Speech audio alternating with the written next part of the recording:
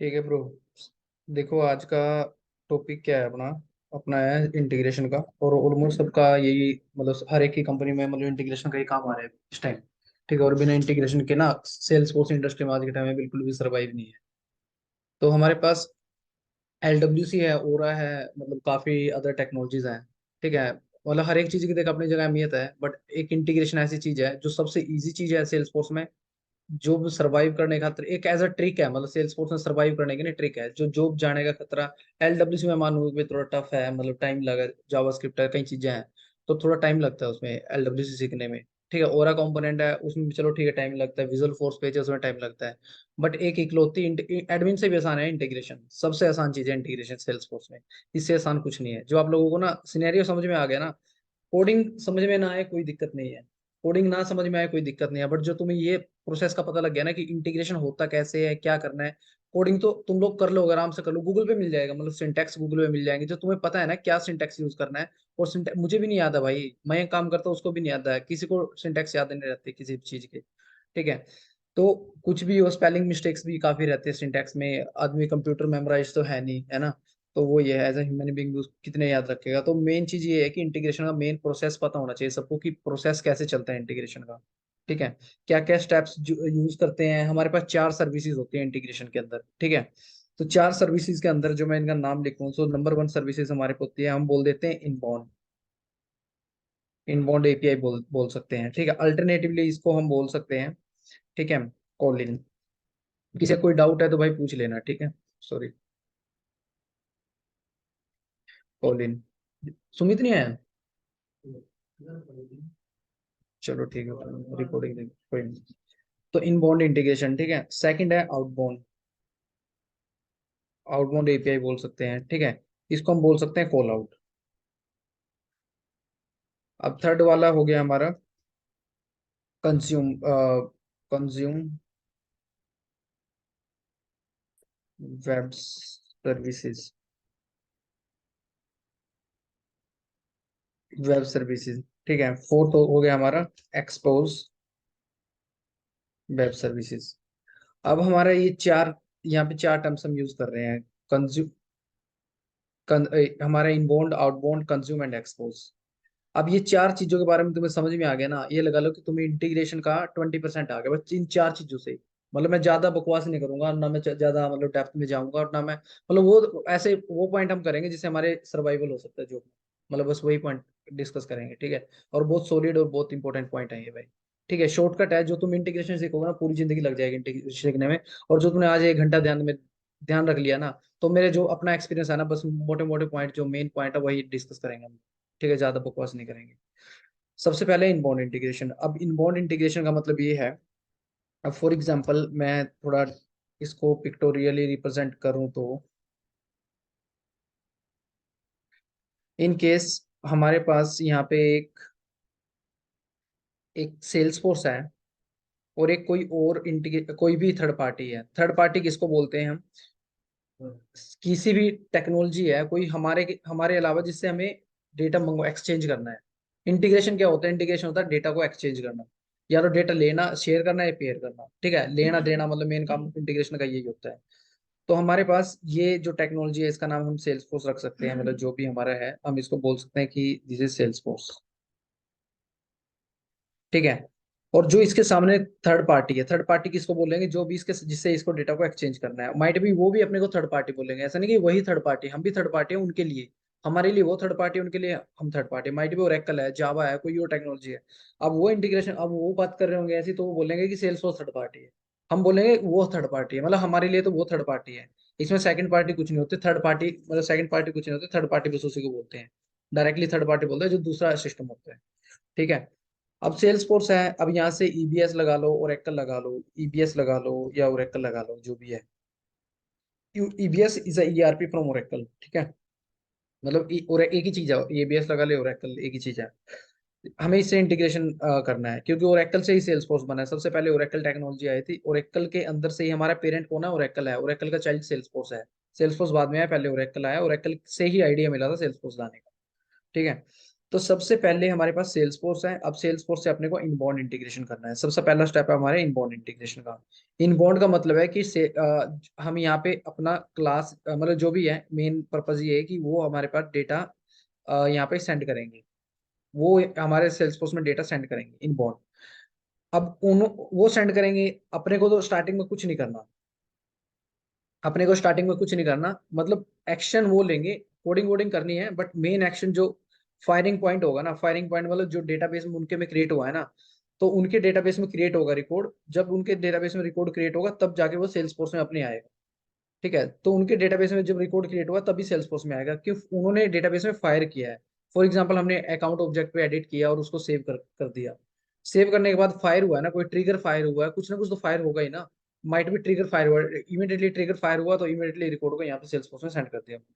ठीक है, तो हो गया ईबीएस टू सेल्स फोर्स, मतलब ये इनबाउंड। इनबाउंड मतलब सेल्स फोर्स में इन हो रहा है। हम इनबाउंड है तो मतलब इन हो रहा है, अंदर आ रहा है। आउटबाउंड मतलब जा रहा है, यहाँ से आउट हो रहा है डेटा। ठीक है, इन अब मैं बोलूंगा call in, call in, inbound call in. In है तो एंट्री हो रही है, ना कि जा रहा है। कॉल आउट या आउटबाउंड, दोनों में आउट है, मतलब आउट हो रहा है भाई, सेल्स फोर्स से बाहर जा रहा है। ठीक, out of the Salesforce है, जा रहा है, बाहर जा रहा है। हाँ, आउटबाउंड है। अब सेल्स फोर्स तो इनबाउंड है। हाँ, मतलब ये लगा लो सेल्स फोर्स के अंदर है। अब जो हमारे लिए इनबाउंड है ना, उनके लिए उनके लिए वो आउटबाउंड है। उनके लिए वो आउटबाउंड है, हमारे लिए इनबाउंड है, क्योंकि वो सेल्स उनकी टेक्नोलॉजी से भेज रहे हैं डेटा को, राइट। और हमारे पास डेटा आ रहा है तो इनबाउंड है। ठीक है, कोई डाउट है यहाँ पे किसी का? किसी का कोई डाउट नहीं है ना? ठीक है भाई, किसी का डाउट हो ना पूछ लेना, अभी कोई दिक्कत नहीं है। ठीक है, कोई भी डाउट हो। ठीक है, हाँ टेक्निकली हम डिस्कस करेंगे, बट हाँ अभी प्रोसेस वाइज बता रहा हूँ सबसे पहले। अभी जब हम इनबाउंड करते हैं, अभी यहाँ पे हमें क्या क्या स्टेप्स परफॉर्म करने पड़ते हैं वो भी मैं साथ ही साथ बता ही देता हूँ। ठीक है, तो नंबर वन जो स्टेप्स है हमारे पास, बनाना पड़ता है हमें कनेक्टेड ऐप। ये हमारा ऑथेंटिकेशन ऑथराइजेशन में सबको डिफरेंस पता है ना? ऑथेंटिकेशन ऑथराइजेशन, ऑथेंटिकेशन का लास्ट टाइम बताया था भाई, तो था क्लास में। ठीक है, ऑथेंटिकेशन और ऑथराइजेशन में डिफरेंस ये होता है, उससे पहले मैं बता रहा हूँ। ऑथेंटिकेशन का मतलब होता है जो हमारे पास थर्ड पार्टी होती है। अब डेटा जो हम इंटीग्रेशन बना रहे हैं ना, इस इंटीग्रेशन को बनाने से पहले जो स्टेप्स हमारे परफॉर्म होंगे, मतलब कुछ डिटेल्स ऐसा तो है नहीं कि भाई मेरे पास कॉन्फिडेंशियल डिटेल है, मैं मतलब कोई बिजनेस कर रहा हूँ, और डेफिनेटली मैं बिजनेस कर रहा हूँ तो भाई मेरे अमाउंट की डिटेल भी होगी, वहाँ पे पैसा भी होगा मेरा लिखा हुआ वहाँ पे, भाई किस बंदे को कितना लेना है कितना देना है। और डेफिनेटली मैं अपनी इन्फॉर्मेशन लीक नहीं करूंगा कहीं, क्योंकि मेरे क्लाइंट्स की इन्फॉर्मेशन जो लीक होगी तो मेरे सारे क्लाइंट भी जा सकते हैं, कोई भी उनपे मतलब अब चुरा सकता है क्लाइंट का डेटा या जो भी है। ठीक, कॉन्फिडेंशियल डिटेल्स होती है ना? तो वो चीज है। तो डेफिनेटली मैं यही सोचूंगा कि हर एक चीज ना कॉन्फिडेंशियली रहे, यहाँ पे कोई भी डेटा लीक ना हो सेल्स फोर्स से, मतलब कोई भी डेटा लीक ना हो। अब डेफिनेटली मेरे पास मल्टीपल ओरेकल सिस्टम है, एक ये है, जावा है, ये है, वो है। अब जावा जो मैंने पब्लिक पब्लिक बना दिया, पब्लिक पे कोई भी डेटा आगे हमारे सेल्सफोर्स में डाल सकता है, कोई भी डेटा ले सकता है, तो ऐसा तो होगा नहीं। ट्रस्टेड पार्टी होगी। कई कई चीज कई चीजें, कई स्टेप्स परफॉर्म करने पड़ेंगे, तब जाके उसको ये पता लगेगा हाँ मेरे 50 टेक्नोलॉजी पड़ी हुई है, मुझे इसी टेक्नोलॉजी एक टेक्नोलॉजी के पास भेजना है ना? 50 टेक्नोलॉजी पड़ी हुई है, एक के पास भेजना है। अब कैसे पता लगेगा एक? अब तो ऐसे लाखों करोड़ों टेक्नोलॉजीज हैं, है ना? कैसे पता लगेगा कि उसी सिस्टम में भेजना है? और भी तो सिस्टम हो सकते हैं, तो उसके लिए हमारे पास होता है ऑथेंटिकेशन। सबसे पहले वर्ड आता है ऑथेंटिकेशन। ऑथेंटिकेशन मतलब कि दोनों के बीच में जो भी मतलब ट्रस्टेड पार्टी के बीच में ट्रस्ट क्रिएट करना, कि मेरे यही है, उसको आइडेंटिफाई करना इनिशियली। ठीक है, ऑथेंटिक क्या? हाँ, कनेक्ट करना। ठीक है, तो वो होता है ऑथेंटिकेशन। एक होता है ऑथराइजेशन। अब कनेक्ट हो चुका है, कनेक्ट होने के बाद अब फॉर एग्जांपल उसको डेटा भेजना है सेल्स फोर्स के अंदर। ठीक है, और डेटा भेजना है सेल्स फोर्स में, और सेल्स फोर्स में उसका अकाउंट ऑब्जेक्ट में भेजना है, और अकाउंट ऑब्जेक्ट का उसका एक्सेस नहीं है प्रोफाइल लेवल पे। अब वो हमें वो एक्सेस देना है, वो होगा ऑथराइजेशन। जो कनेक्ट ऑथेंटिकेशन के बाद ऑथराइजेशन होता है। कनेक्ट तो ऊपर लेवल से तो हो गया, कनेक्ट उसको पता लग गया हाँ ये टेक्नोलॉजी इसके साथ मुझे कनेक्ट करना है, पता लग गया, उसने ढूंढ लिया, ट्रस्टेड, सब कुछ ट्रस्ट हो गया।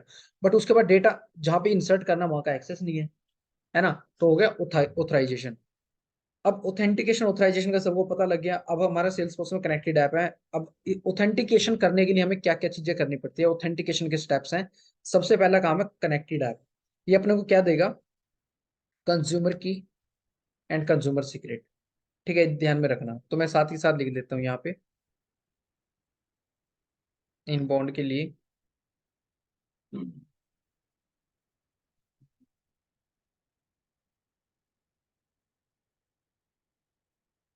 ठीक है भाई, किसी का कोई भी डाउट हो तो भाई।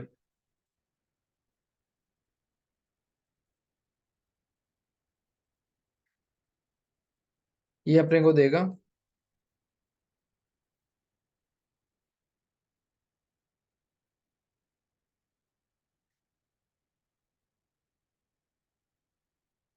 ठीक है, तो अपने को कंज्यूमर की एंड कंज्यूमर सीक्रेट यहाँ पे मिल जाएगा, जो कि कनेक्टेड ऐप रिटर्न करेगी।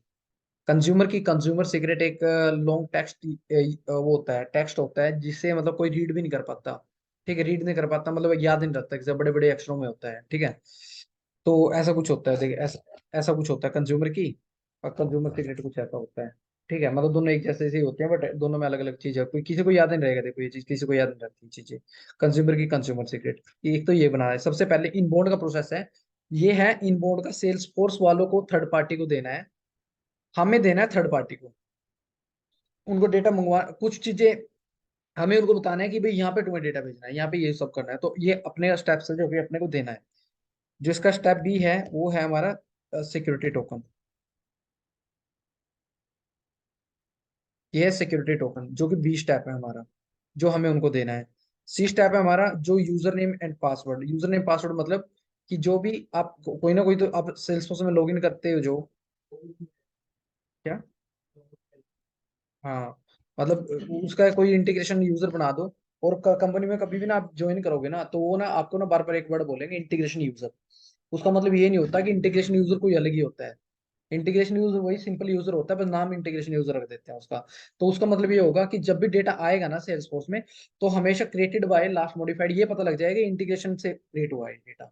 ये पता लग जाएगा इंटीग्रेशन के थ्रू क्रिएट हुआ है, ये वैसे क्रिएट नहीं हुआ डेटा। ठीक है, तो उसे इंटीग्रेशन यूजर, उसका यूजर नेम पासवर्ड हम उनको दे देंगे। और मेक श्योर कि जब भी आप ये इंटीग्रेशन एस्टेब्लिश कर रहे हो, तो उस टाइम पे मतलब ये इंटीग्रेशन यूजर क्या मतलब जो प्रोफाइल होगी उसको वही एक्सेस देना है जो उनको चाहिए। माइट भी उनको अकाउंट ऑब्जेक्ट में डेटा इंसर्ट करना, हमने अकाउंट अपॉर्चुनिटी कॉन्टैक्ट सबका दे दिया, वो तो गलत है, वो कहीं पे भी हिट कर सकते हैं। हमें उसका नहीं देना, हमें ओनली उसी ऑब्जेक्ट का देना है, क्योंकि कॉन्फिडेंशियल रखना है, तो बस उसका रखना है, क्योंकि सबसे मेन चीज होता है डेटा कॉन्फिडेंशियल रखना। अब थर्ड स्टेप है हमारा, जो हमारा डी स्टेप है यहाँ पे, हम एक क्लास बनाएंगे। क्लास बना सकते हैं, दो वे है यहाँ पे। एक है हमारे पास क्लास बनाना, अपेक्स क्लास, जो जिसका होता है @ rest resource and URL mapping, मतलब यूआरएल मैपिंग करके एक वो होती है, और इसके बीच में होता है हमारा कीवर्ड। ठीक है, तो इसे इसके बीच में कीवर्ड लेट से मैंने डाल दिया अमर डेटा, कुछ ऐसा डाल दिया। तो ये मेरा हो गया and point URL. And point URL, ये हो गया मेरा एंड पॉइंट यूआरएल। अभी जो मेरा एंड पॉइंट यूआरएल हुआ, अब ये सारे स्टेप्स मेरे पास आ गए हैं। ठीक है, तो अभी इसका अल्टरनेटिव कई बार ऐसा होता है कि कंपनी रेस्ट रिसोर्स यूज ना करे। रेस्ट रिसोर्स का मतलब तो है हमने कस्टम एपेक्स क्लास बनाई है, उसके लिए हमने रेस्ट रिसोर्स को यूज किया है। ठीक है, दूसरी चीज है कि हमें रेस्ट रिसोर्स यूज नहीं किया, उसके लिए हमने क्या किया, हमारे एक होते हैं सिस्टम एपीआई।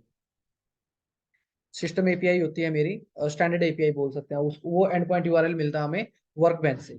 ठीक है, बल 99% ये यूज नहीं होगा, 99% यही यूज होगा। ठीक है, इसी चलो अभी इस पे फोकस करते हैं अभी। अब जो इसका ई स्टेप हो गया, ठीक है, कनेक्टेड ऐप हो गया, सिक्योरिटी टोकन हो गया, कंज्यूमर की कंज्यूमर सीक्रेट हो गया, I think that is sufficient, है ना। तो ये सारी इंफॉर्मेशन आपको क्या कर, हाँ सॉरी, सिक्योरिटी टोकन बोल दिया ना। हाँ वही आता है ना सिक्योरिटी टोकन, सिक्योरिटी टोकन ही होता है वो। ठीक है, तो ये सारी इंफॉर्मेशन हमारी हो गई। अभी ये सारी इंफॉर्मेशन आपको क्या करना है, थर्ड पार्टी वालों को देना है। ये इंफॉर्मेशन आपने दे दी। अब जब आपने ये इंफॉर्मेशन दी उनको, तो वो क्या करेंगे, they will try to generate access token. भाई ध्यान से देखना, किसी का कोई भी डाउट हो वो अपना क्लियर कर लेना। तो मैं यहाँ पे लिख दूंगा, एक चीज और लिख देता हूँ यहाँ पे अंडरस्टैंडिंग के लिए। ये जो स्टेप्स हैं, ये है मेरे Salesforce steps, Salesforce side से हैं स्टेप्स ये। ठीक है, ये जो हमने परफॉर्म किए हैं। अभी हमने ये दे दिया ओरेकल वालों को। अब बात आती है ओरेकल स्टेप। ठीक है, ओरेकल वाले के क्या स्टेप्स रहेंगे अब। हमने तो दे दिया उनको कि भाई जो भी है भाई ये इंफॉर्मेशन इनबाउंड करना था, तो हमने बोला कि भाई चलो इनबाउंड करना है भाई, ये सारी इंफॉर्मेशन चाहिए, तो ये हमने उनको दे दी। अभी उनकी उनका क्या काम रहेगा, वो हमें हिट करेंगे तो उनका उनको क्या क्या इंफॉर्मेशन चाहिए। अब जब ओरेकल वाले क्या काम करेंगे, हमें ओरेकल वालों से भेजना है, उनको बोलना है कि जो डेटा तुम मंगवा जो डेटा तुम भेज रहे हो, फॉर एग्जांपल अकाउंट ऑब्जेक्ट की बात करें, बार बार अकाउंट ऑब्जेक्ट में जो डेटा भेजना चाहते हो, वो बोले मेरा डेटा होगा phone number, last name, first name, ये वो। हम उनको बोलेंगे भाई चलो ये सब तो ठीक है, लेकिन ये तो बताओ कि ऐसे ऐसे हवा में बातें मत करो, हमें रिटर्न में दो ये चीज। रिटर्न में मतलब फिर वो क्या बोलेंगे, मुझे नेम चाहिए, मुझे फोन चाहिए। हम बोलेंगे हम अभी भी सेटिस्फाई नहीं हुए, क्यों? क्योंकि भाई नेम, फोन, हमें उसने बोला अमाउंट, और माइट भी उनके अमाउंट वहां पे टेक्स्ट फॉर्मेट में, मतलब मैं मानता हूँ ये उसमें करेंसी में ही होगा अमाउंट तो, बट इन केस उन वाले में टेक्स्ट फॉर्मेट में है। उन्होंने डाल दिया अमाउंट, आईएनआर भी डाल दिया ब्रैकेट में, आईएनआर डाल दिया अमाउंट के साथ। मतलब आईएनआर डेसिमल तो नहीं होता ना, वो टेक्स्ट होता है, तो फिर हमें पूरा टेक्स्ट में लेना पड़ेगा। तो फिर हम उनको बोलेंगे कि जो तुम डेटा डेटा भेज रहे हो ना, जो फील्ड भेज रहे हो उनका डेटा टाइप भी साथ ही साथ भेजो। जब डेटा टाइप साथ में भेजोगे ना, तो हमें ये पता लग जाएगा कि इसका क्या डेटा टाइप हमने को यूज करना है, तभी हम मैप कर पाएंगे। माइट अब वो क्या करेंगे, हम उनको बोलेंगे एक सिंपल वर्ड में, जो टेक्निकल वर्ड है, जेसन फॉर्मेट सेंड कर दो, जेसन और एक्सएमएल फॉर्मेट सेंड कर दो। रेस्ट एपीआई, ये रेस्ट एपीआई कर रहे हैं हम लोग। रेस्ट एपीआई में जो जेसन और एक्सएमएल फॉर्मेट है, ठीक है, जेसन और एक्सएमएल फॉर्मेट है, तो ये दोनों सपोर्ट करता है रेस्ट एपीआई। या तो एक्सएमएल हो गया, जेसन हो गया। वैसे 90% जेसन यूज होता है, एक्सएमएल बहुत कम ही लोग यूज करते हैं, तो जेसन यूज करते हैं, तो जेसन पे बात करते हैं। तो जेसन में वो भेजेंगे डेटा। अब कैसे कैसे होगा जेसन फॉर्मेट, कैसा देखने को कैसे मिलेगा आपको? फॉर एग्जांपल उन्होंने नेम भेजा, अब नेम में अमरजीत भेज दिया उन्होंने। अब उन्होंने भेजा फोन, ठीक है, अब फोन में भेजा उन्होंने, मतलब जो भी है मेरा, मतलब ये नंबर भेज दिया। अब ऐसे कर करके कोमा लगा लगा के ऐसे है, अब उन्होंने ये डेटा भेज दिया, अब उन्होंने ऐसे करके 20 फील्ड्स या जो भी है मोर देन दैट वो सब भेज दिए। हमारे पास जेसन फॉर्मेट आ गया उनकी साइड से। ये उनका स्टेप है, अपना स्टेप नहीं है ये। जब उन्होंने हमें भेजा, तो जब हमने ये अपेक्स क्लास बनाई है ना, तो हम इस क्लास के अंदर जो लॉजिक लिखेंगे ना, तो हम इस क्लास में जो लॉजिक लिखेंगे, हम वो क्लास के अंदर लॉजिक लिखेंगे कि हाँ, एक चीज और पूछेंगे कि तुम्हें डेटा भेजना है तो कैसे भेजना है, मतलब क्या करना चाहते हो डेटा के साथ। देखो कई चीज हो सकती है, या तो वो रिट्रीव करके उनके सिस्टम में दिखाना चाहते हैं, एक है कि वो क्रिएट करना चाहते हैं, एक है कि वो डिलीट करना चाहते हैं हमारा डेटा, एक है कि अनडिलीट करना चाहते हैं, अपडेट करना चाहते हैं, अपसेट करना चाहते हैं, कई चीजें हो सकती है ना। कनेक्ट करने के बाद क्या करना चाहते हैं, क्रिएट कर सकते हैं वो, उनको वो चाहिए कि हमें डिलीट करना है रिकॉर्ड को, उनको कुछ भी है, मतलब हमें उनको एक्सेस देना है ये सब। तो जो क्रिएट करना है, जो क्रिएट करना है, तो उसके लिए हम यहाँ पे लिखेंगे @HTTP पोस्ट। पोस्ट जो मेथड होता है वो यूज होता है क्रिएट के लिए, पोस्ट मेथड होता है क्रिएट के लिए। और जो हमने इस क्लास के अंदर की बात है, ये रेस्ट रिसोर्स के अंदर, तो इसके अंदर या हमारा हो गया HTTP गेट, इसको है एक्सेस करना, मतलब रिट्रीव करना, एक्सेस करना, ठीक है। तो हमारा हो गया फिर HTTP पुट, मतलब HTTP पुट। एक हो गया at the rate HTTP patch,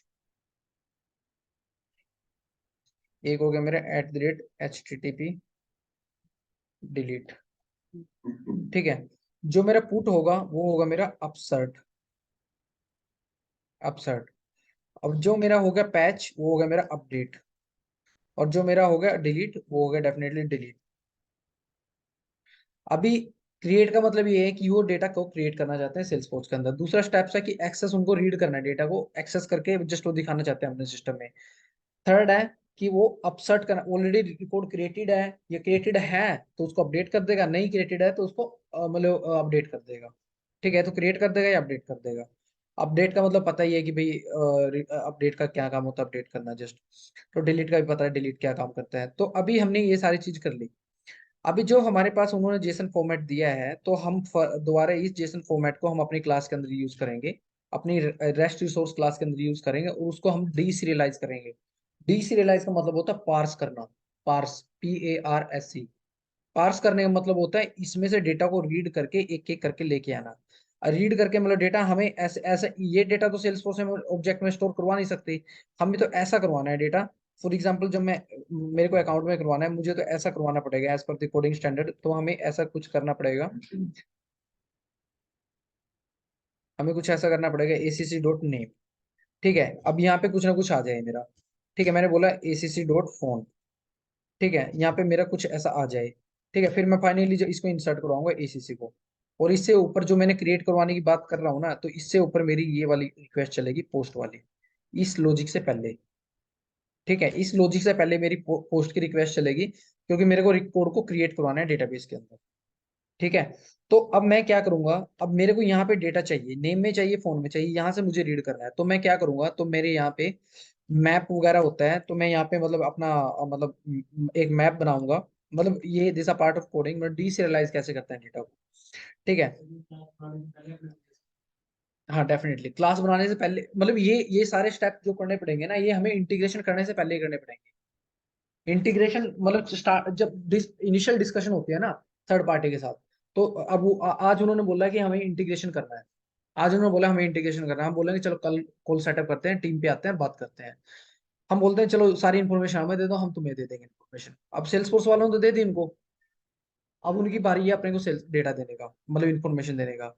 अब जब उन्होंने इन्फॉर्मेशन दी, तो हम उनसे बोलेंगे कि भाई अपना जेसन फॉर्मेट भी हमें दे दो। जब वो जेसन देंगे ना, तभी हम काम करना स्टार्ट कर पाएंगे, अदरवाइज हम काम ही नहीं कर पाएंगे। हाँ, ये इन्फॉर्मेशन हम दे भी दी तो क्या कुछ कर भी नहीं पाएंगे वो, जब जेसन ही उन्होंने नहीं दी, आपने लॉजिक ही नहीं लिखा, अपेक्स क्लास में लॉजिक ही नहीं लिखा, तो वो होगा ही नहीं। ठीक है, अब मेरा डीसीरियलाइज, मैं बोलूंगा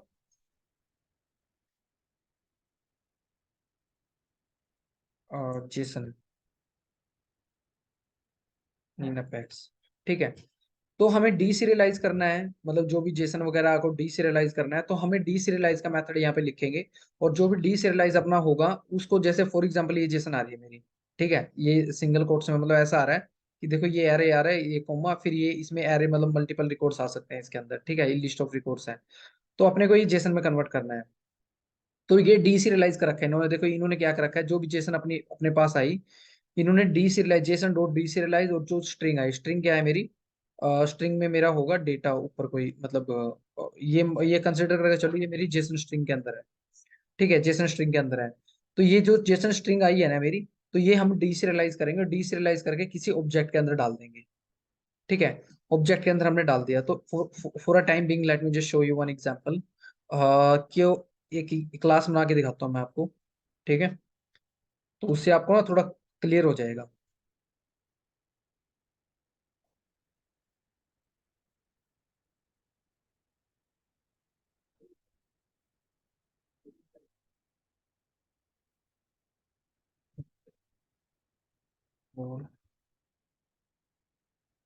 ठीक है, तो हमेशा ध्यान में रखना कि जब भी क्लास बनेगी, ग्लोबल बनेगी।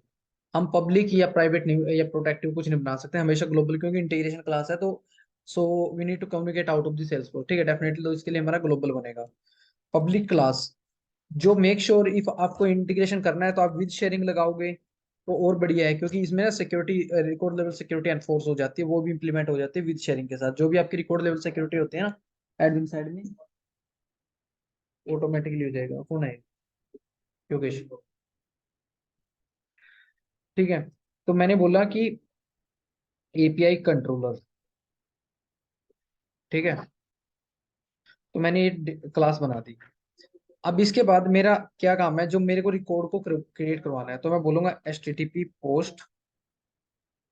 मैंने एचटीटीपी पोस्ट मेथड बनाया। उसके बाद जो मेथड मेरा बनेगा, वो भी मेरा ग्लोबली बनेगा। ठीक है, ग्लोबल स्टैटिक।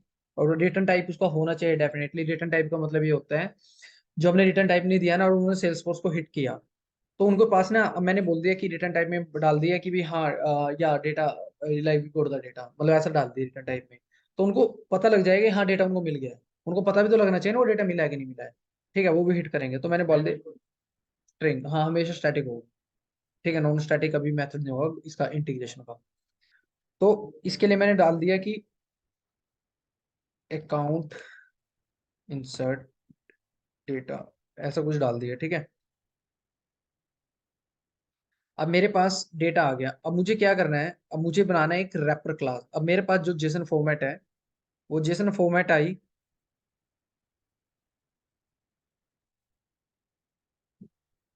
ठीक है, जो भी हमारे पास जेसन फॉर्मेट है, वैसे कमेंट कर लेता हूँ, लेकिन ऐसे क्लास में यूज नहीं करेंगे हम जेसन फॉर्मेट। ये कभी भी यूज नहीं करेंगे, क्योंकि ये हार्ड कोडेड है। हार्ड कोड तो कभी आएगा, नेम हमेशा अमरजीत तो आएगा नहीं। मेरे पास लाखों कस्टमर है, हर एक का नाम अमरजीत तो होगा नहीं। ना ये फोन नंबर होगा, हर एक का अलग अलग नाम होगा, हर एक का अलग अलग फोन नंबर होगा, राइट। तो डेफिनेटली मतलब यूनिक हो या डुप्लीकेट हो कुछ भी हो, बट सेम नहीं हो सकता, ये हार्ड कोडेड है। तो अभी इसको हमें डेटा को निकालना है इससे।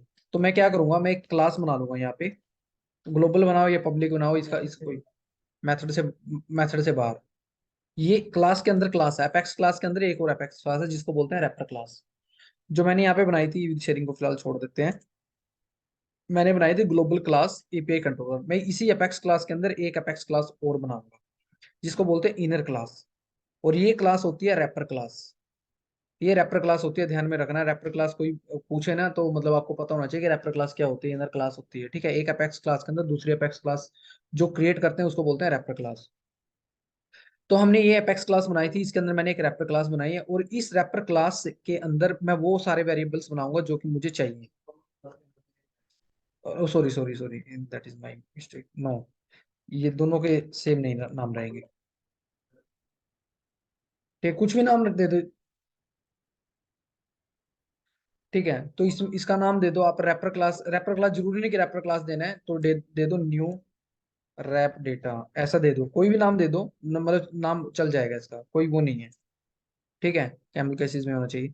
तो मैंने ये दे दिया, तो अब मैंने नाम दिया इसका ग्लोबल क्लास, मैंने ये दे दिया। पब्लिक रख सकते हो इसको, कोई दिक्कत नहीं रैपर क्लास में, क्योंकि इंटरनली हमें कॉल करवाना है, इसको बाहर नहीं लेके जाना, रैपर क्लास को इंटरनली कॉल करवाना है, इसी क्लास के अंदर का काम है इसका, ठीक है। तो अभी जो हमने रैपर क्लास बनाया, तो मैं इसके अंदर वेरिएबल वो बनाऊंगा जो जो डेटा आ रहा है। अब मेरे को उन्होंने जेसन फॉर्मेट हार्ड कोडेड में दे दिया, बट इतना समझ में आ रहा है ना कि फील्ड फील्ड के नेम ये है। अब मैंने डाल दिया फील्ड, मैंने डाल दिया नेम टाइप का बना दिया मैंने एक वेरिएबल, ठीक है। फिर मैंने दूसरा बनाया वेरिएबल मेरा फोन टाइप का। अब मैंने बनाया, एक नेम बना दिया, एक मैंने फोन बना दिया। अब जब मैंने नेम और फोन बनाया, नेम एंड फोन बनाया, तो मुझे अभी क्या करना है, मुझे डेटा यहाँ से रीड करना है, और with the help of this wrapper class मुझे डेटा को निकालना है और मुझे डेटा को अकाउंट में स्टोर करवाना है, ठीक है। तो इसके लिए अब मैं क्या करूंगा, so as per this syntax, so जैसे ये सिंटैक्स हमारे पास था, तो जो ये एग्जाम्पल है ना, एग्जाम्पल कुछ नहीं है, रैपर क्लास ही है, ठीक है, ये रैपर क्लास ही है। और जो ये जेसन आ रहा है हमारे पास, मतलब जो भी ये डेटा जेसन आ रहा है हमारे पास, तो ये जेसन और डेटा मेरा आ रहा है थर्ड पार्टी से। तो फॉर एग्जाम्पल मैंने यहाँ पे डाल दिया स्ट्रिंग, जेसन स्ट्रिंग ऐसा कुछ डाल दिया, ठीक है। ये मेरा वो डेटा आ रहा है यहाँ पे। अब जैसे भी थर्ड पार्टी वाले हिट करेंगे सेल्स फोर्स में, अब यहाँ पे जरूरी नहीं कि पोस्ट ही मेथड होगा हमेशा, मतलब पोस्ट भी हो सकता है, हाँ, दो पोस्ट नहीं हो सकते, ऐसा हो सकता है गेट भी है मेरा, ये भी है मेरा, ये भी है मेरा, और ये भी है मेरा, एक क्लास में एक ही पोस्ट रहेगा।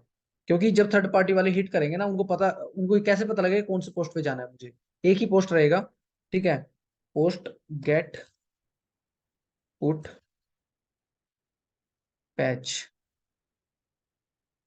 डिलीट, ठीक है। ये सारे मेरे मेथड्स रहेंगे यहाँ पे। अब जब मेरे पास ये सारे सिंटैक्स, मैं वही बोला, कंफ्यूज मत होना, ये कोड वर्ड देख के ऐसा मत सोचना कि पता नहीं क्या कर दिया, मैंने कॉपी पेस्ट ही किया, कोई ज्यादा वो नहीं किया, ठीक है। एक एग्जांपल करना तो एक एग्जांपल कर सकते हैं, कि ज्यादा कंफ्यूजन ना हो, तो भाई जो मन में लगे कि बहुत ज्यादा हो गया है, ठीक है, सिंपल तरीके से लेके चलते हैं। तो अभी जब मेरे पास डेटा आया, अब मैं क्या करूंगा, अब जब ये रैपर क्लास में डेटा आया ना, अब रैपर क्लास कैसे रीड करते हैं डेटा को, अब ये जो ई एक्स है, तो ये डेटा ऐसा आ गया, ई एक्स डॉट नेम।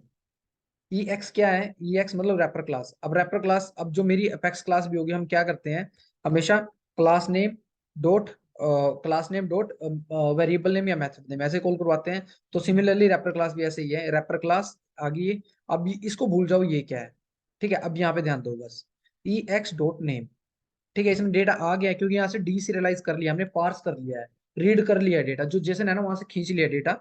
और वो खींच करने, मतलब वो क्या करती है, ये दोनों कॉलम हटा देती है, ये रैपर क्लास क्या करती है, ये डीसीरियलाइज क्या करता है, इन दोनों चीजों को हटा देता है, ठीक है। और यहाँ पे ये इक्वल कर देता है, ठीक है। तो फिर ये क्या का, फिर ये इसको ऐसे कर देता है डेटा को, रैप जो डीसीरियलाइजेशन है ये ऐसे कर देता है चीजों को। अब ये हमारे पास कितनी सिंपल आ गई, देखो ये चीज निकल गई। अब जब ये डीसीरियलाइज हो गया, अब मैं क्या करूंगा, ये जो मेरे पास डेटा आ रहा है, अब जो मैंने यहाँ पे थोड़ा कोड लिखा था, छोटा सा ये वाला, तो हमने ये डेटा यहाँ पे लिख दिया कि मुझे डेटा अकाउंट में क्रिएट करवाना है। अब मैं क्या काम करूंगा, यहाँ पे मैंने डाल दिया ई एक्स, हमने डाल दिया यहाँ पे ई एक्स डॉट नेम। नेम कहाँ से, जो डेटा आया है रैपर क्लास। अभी जो डेटा डीसरियलाइज हुआ है ना, वो यहाँ पे स्टोर हो गया for a timing, you can understand कि यहाँ पे स्टोर, इसकी हेल्प से डेटा आ रहा है, यहाँ पे डेटा स्टोर हो गया। अब जब यहाँ पे डेटा स्टोर हो गया तो मैं नेम EX डॉट नेम, इस रैपर क्लास का इंस्टेंस ये रहा, डॉट नेम। अब मैंने डाला EX डॉट फोन, ठीक है। फाइनली फिर मैंने इंसर्ट करवा दिया डेटा को, और मैंने इसका रिटर्न करवा दिया। रिटर्न मतलब उनको, जब उन्होंने कॉल इन किया ना सेल्स फोर्स में, उन्होंने हिट किया तो हमारे सेल्स फोर्स में ये रिक्वेस्ट आई, ये यहाँ पैरामीटर में उन्होंने हिट किया थर्ड पार्टी वालों ने। हमने डेटा को डीसerialize किया, स्टोर करवाया, और हमने उनको बता दिया हाँ डेटा आ गया है। मैंने बोला yes we got it, we got the data. मतलब ऐसा कभी होता नहीं है, इसका मीनिंगफुल होता है मैसेज, भाई क्या डेटा स्टोर करवाया। माइट भी मैं यहाँ पे अकाउंट डलवा देता हूँ, रिटर्न टाइप, और मैंने यहाँ पे डलवा दिया ACC, ACC डलवा दिया, ठीक है। अब ACC जैसे वो हिट करेंगे ना, तो उनके पास एक मैसेज आएगा कि ACC का मतलब जितना भी रिकॉर्ड गया है ना, वो सारा रिकॉर्ड, मतलब वो सारा डेटा उनके पास चला जाएगा कि हाँ ये डेटा क्रिएट हो गया उनके पास। तो वो बोलेंगे कि हाँ हमारी साइड से क्रिएट हो गया। अब माइट भी वो क्रिएट नहीं हुआ फेलियर, अब माइट भी क्रिएट नहीं हुआ, माइट भी यहाँ पे मैंने कल को एक सेल्स फोर्स में मैंडेटरी फील्ड बना दिया ईमेल टाइप का, ठीक है। और ईमेल वो भेज नहीं रहे यहाँ पे, है ना, तो डेफिनेटली डेटा ब्रेक होगा, मतलब इंटीग्रेशन ब्रेक हो जाएगा ना। जब मैंडेटरी फील्ड है वो तो डेटा क्रिएट करने की कोशिश करेगा, अब मैंडेटरी फील्ड में डेटा है नहीं कुछ भी, है ना। तो उस टाइम पे उनके पास कुछ नहीं जाएगा, वो बोलेगा कुछ भी बोले मैंडेटरी फील्ड इज रिक्वायर्ड जो भी है। फिर अब हमें भी नहीं पता, हम ये एज्यूम करके चल रहे हैं कि भाई डेटा आ रहा है। हम तो एक बार इंटीग्रेशन करके साइड हो गए, हम किसी किसी और प्रोजेक्ट में चले गए, हम सोच रहे हैं ये प्रोजेक्ट तो डेवलप कर दिया, अच्छा चल रहा है प्रोजेक्ट, और कल को ब्रेक हो गया इंटीग्रेशन, ठीक है। माइट भी हम किसी और बंदे ने कर दिया, माइट भी कपिल, मैंने इंटीग्रेशन बनाया था, अब कपिल नया बंदा डेवलप हायर हुआ है। अब रिक्वायरमेंट ये है कि यहाँ पे मैंडेटरी फील्ड ऐड करना है। अब कपिल को पता नहीं कि भाई इंटीग्रेशन किसने किया था, क्या चल रहा है, इसको एग्जिस्टिंग सिस्टम का नहीं पता, इसने मैंडेटरी फील्ड जाके बना दिया।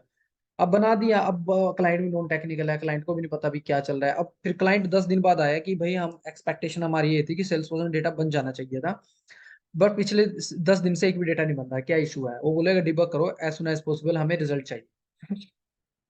तो उस टाइम पे डेफिनेटली फिर उस टाइम पे हम अकेले ब्लेम हमारे ऊपर नहीं आएगा, ब्लेम थर्ड पार्टी पे भी आएगा। क्यों भाई, इतने दिन से जब तुम डेटा भेज रहे हो और तुम्हारे पास एरर मैसेज आ रहा है, mandatory field required, so that's why, मतलब जो भी मतलब एक्सेप्शंस आएगा उनके पास मैंडेटरी फील्ड का, तो डेफिनेटली वो भी रिस्पॉन्सिबल होंगे ना, उन्होंने क्यों नहीं बताया। मतलब हमने नहीं किया, डेफिनेटली मैंडेटरी फील्ड हमें नहीं ध्यान था, बट उन्होंने भी तो नहीं बताया, उनको भी बताना चाहिए था ये बात तो। अरे मैसेज इसलिए जाएगा ना, देखो वो क्या काम करेंगे, वो हमारी इस अपेक्स क्लास को कोई नहीं रीड करेगा, हम यहाँ पे डेटा उनको ना अपेक्स क्लास का नाम नहीं देंगे, हम उसको ये नाम देंगे जस्ट ये ACC रिकॉर्ड।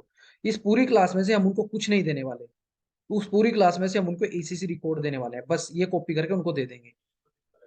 वो ये एंड पॉइंट यूआरएल का पार्ट हो जाएगा। एंड पॉइंट यूआरएल का मतलब जो भी आपका इंस्टेंस यूआरएल होता है, मतलब HTTPS, मतलब ऐसा करके कुछ यूआरएल होता है आपका, लेट से NA26.salesforce.com, मतलब ऐसा कुछ होता है आपके पास, ठीक है। फॉर एग्जांपल ऐसा कुछ डेटा हो गया आपके पास, मतलब यूआरएल है। फिर यहाँ पे होगा अपेक्स रेस्ट सर्विसेज, ठीक है। और ये मेरा यूआरएल, ये मेरा एंड पॉइंट यूआरएल बन गया। तो मुझे ये वाला यूआरएल उनको देना है, ये एंड पॉइंट यूआरएल होता है। तो मैं इस क्लास का नाम नहीं दूंगा, मैं बस यही यूआरएल दूंगा, so this a part of and point URL, ठीक है। जब मैं उनको ये दूंगा तो वो हिट करेंगे, वो अपनी साइड से पोस्ट रिक्वेस्ट करेंगे, हम यहाँ पे पोस्ट रिक्वेस्ट को लेंगे, वो तो भेजेंगे और हम इसको एक्सेप्ट करेंगे। दोनों साइड से पोस्ट होना चाहिए, ऐसा नहीं कि वो गेट कर रहे हैं हम पोस्ट कर रहे हैं, नहीं, फिर काम नहीं चलेगा। दोनों साइड से सिंक में होना चाहिए, वो अपनी साइड से पोस्ट कर रहे हैं, क्रिएट करने की रिक्वेस्ट भेज रहे हैं, और हमें क्रिएट करने की रिक्वेस्ट लेनी है और हमें एक्सेप्ट करनी है, ठीक है।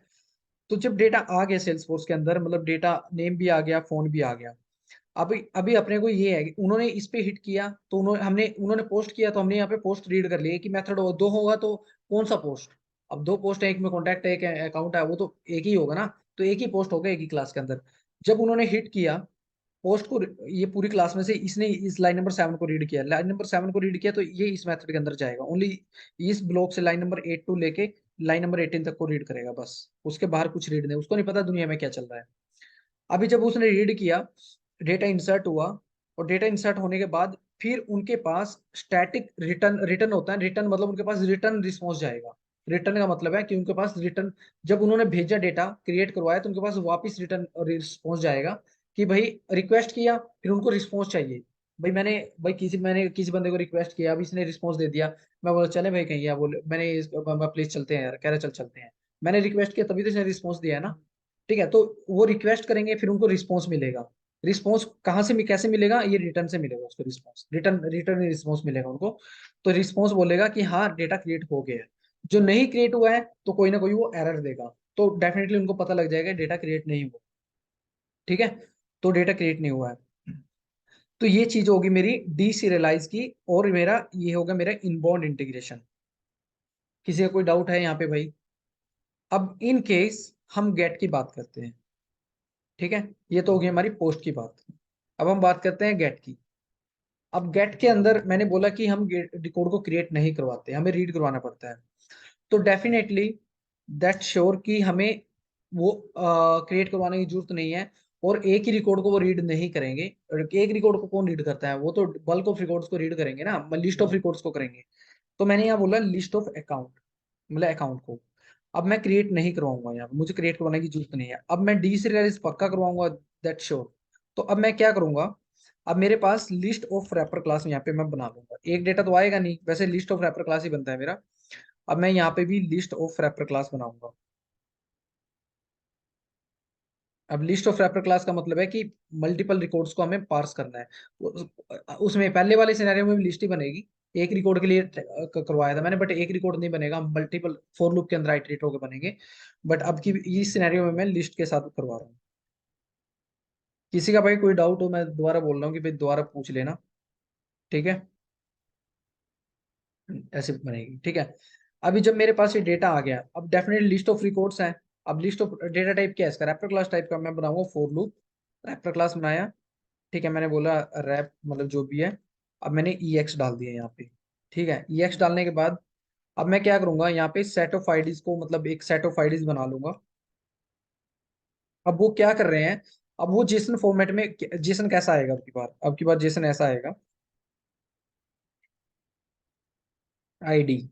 अब आईडी भी आएगी हमारे पास। और हमेशा एक चीज ध्यान में रखना, मैं एक चीज बताना भूल गया, सबसे मोस्ट एंड मोस्ट इंपॉर्टेंट है, इससे इंपॉर्टेंट, बहुत ज्यादा इंपॉर्टेंट है मतलब ये। इंपॉर्टेंट पॉइंट यहाँ पे है, एक एक्सटर्नल आईडी का एक वर्ड होता है सेल्स फोर्स के अंदर। हम कभी भी एक कस्टम फील्ड बनाते हैं ना, वहाँ पे डेटा टाइप हमेशा चेक करना। नंबर बनाओ, तुम टेक्स्ट बनाओ या ईमेल बनाओ, वहाँ पे एक एक्सटर्नल आईडी का चेकबॉक्स होता है। ठीक है, जो एक्सटर्नल आईडी का चेकबॉक्स होता है वो होता है हमेशा इंटीग्रेशन के लिए। और एक्सटर्नल आईडी कैसे बनती है, अब फॉर एग्जाम्पल, हाँ हम गेट की बात कर रहे हैं, मतलब रीड की बात कर रहे हैं, उनको रिट्रीव करना है डेटा को, उनको क्वेरी करके दिखाना है कि इनके सिस्टम में कितना रिकॉर्ड है। ठीक है, वो दिखाना है। तो अभी हमारी जो सेल्स फोर्स की यूआरएल की आईडी होती है, आईडी फील्ड, वो तो उनके पास होगी नहीं, क्योंकि डेफिनेटली वो तो सिस्टम जनरेटेड होती है। अब मैं रिकॉर्ड बनाऊंगा तो रिकॉर्ड के पास 18 डिजिट या 15 डिजिट की आईडी जो जनरेट होती है टॉप में, वो तो सेल्स फोर्स में होती है, वो ओरेकल में थोड़ी ना होती है, वो तो सेल्स फोर्स का फिनोमिना है वो तो रीड करने का, ओरेकल का नहीं है ना। तो जब ओरेकल वालों के पास भी कोई ना कोई आईडी होगी, उनकी भी अपनी यूनिक, अपनी भी यूनिक आईडी होगी। अब यूनिक आईडी का मतलब ये है कि मैंने अमरजीत का एक रिकॉर्ड बना दिया। अब यूनिक आईडी नहीं हुई तो मेरे तो 1000 रिकॉर्ड अमरजीत के। अब वो अपडेट करना चाहते हैं एक अमरजीत को, अब कौन से अमरजीत को, कोई ना कोई यूनिक आईडी होगी, हम बोलेंगे भाई जिसका पैन कार्ड नंबर ये है। वो बोलेगा जिसका पैन कार्ड नंबर ये है। सबका पैन कार्ड नंबर तो सेम नहीं होता, यूनिक होता है सबका, है ना। तो हर एक रिकॉर्ड का भी पैन कार्ड, उसका पैन कार्ड लगा लो या कुछ भी लगा लो, एक आईडी यूनिक रखेंगे। ठीक है, तो फॉर एग्जाम्पल उन्होंने बोल दिया कि एक पैन कार्ड नंबर हमने सेल्स फोर्स में बनाया। ठीक है, टेक्स्ट टाइप का, और वो हमने बना दिया एज हम दोनों ने डिस्कस किया, मैंने थर्ड पार्टी वालों के साथ, थर्ड पार्टी वालों ने मेरे साथ। मैंने बोला कि भाई हाँ बताओ यूनिक आईडी किसको रखोगे आप लोग। वो बोले एक काम करते हैं, बंदों की इन्फॉर्मेशन आ रही है तो पैन कार्ड को रख देते हैं, यूनिक होता है वो, आधार कार्ड को रख देते हैं। तो हमने डिसाइड किया पैन कार्ड को रखेंगे। तो अब वो बंदे मेरे पास जब गेट करने की बारी आई तो मेरे पास पैन कार्ड डिटेल को सेंड करेंगे। पैन कार्ड भेजा उन्होंने। ठीक है, अब पैन कार्ड उन्होंने ऊपर भी भेजा था, मतलब यहाँ पे ही भेजा था पैन कार्ड ऊपर भी। ठीक है, कंसिडर करके चलो, उन्होंने एसीसी डॉट पैन कार्ड उन्होंने भेज दिया। ठीक है, एसीसी डॉट पैन कार्ड उन्होंने भेज दिया। अब पैन कार्ड, अब जब उन्होंने भेजा तो मैंने बोला, मैंने सपोज कर लिया कि उन्होंने पैन कार्ड हमारे सिस्टम में आके इंसर्ट हो गया है। बट अब जो इंसर्ट मेरे पास लिस्ट ऑफ रिकॉर्ड्स इंसर्ट हुए हैं, वो सारे के सारे लिस्ट ऑफ रिकॉर्ड्स को उनको गेट भी करना है। ठीक है, अब जो उनको गेट करना है, तो गेट करने के लिए हमें क्या करना पड़ेगा, जो फोर लूप हमने बनाया है, तो हम यहाँ पे सेट ऑफ आईडीज को, सेट ऑफ पैन कार्ड को निकाल देंगे, यहाँ पे सेट ऑफ स्ट्रिंग को निकाल देंगे। अब इसको क्यों कर रहे हैं हम लोग, बताता हूँ।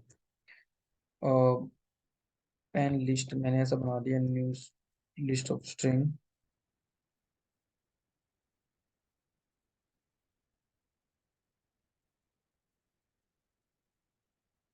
ठीक है, अब मैंने डाल दिया, वही डेटा मेरे को देना है कि जो पैन कार्ड नल नहीं है।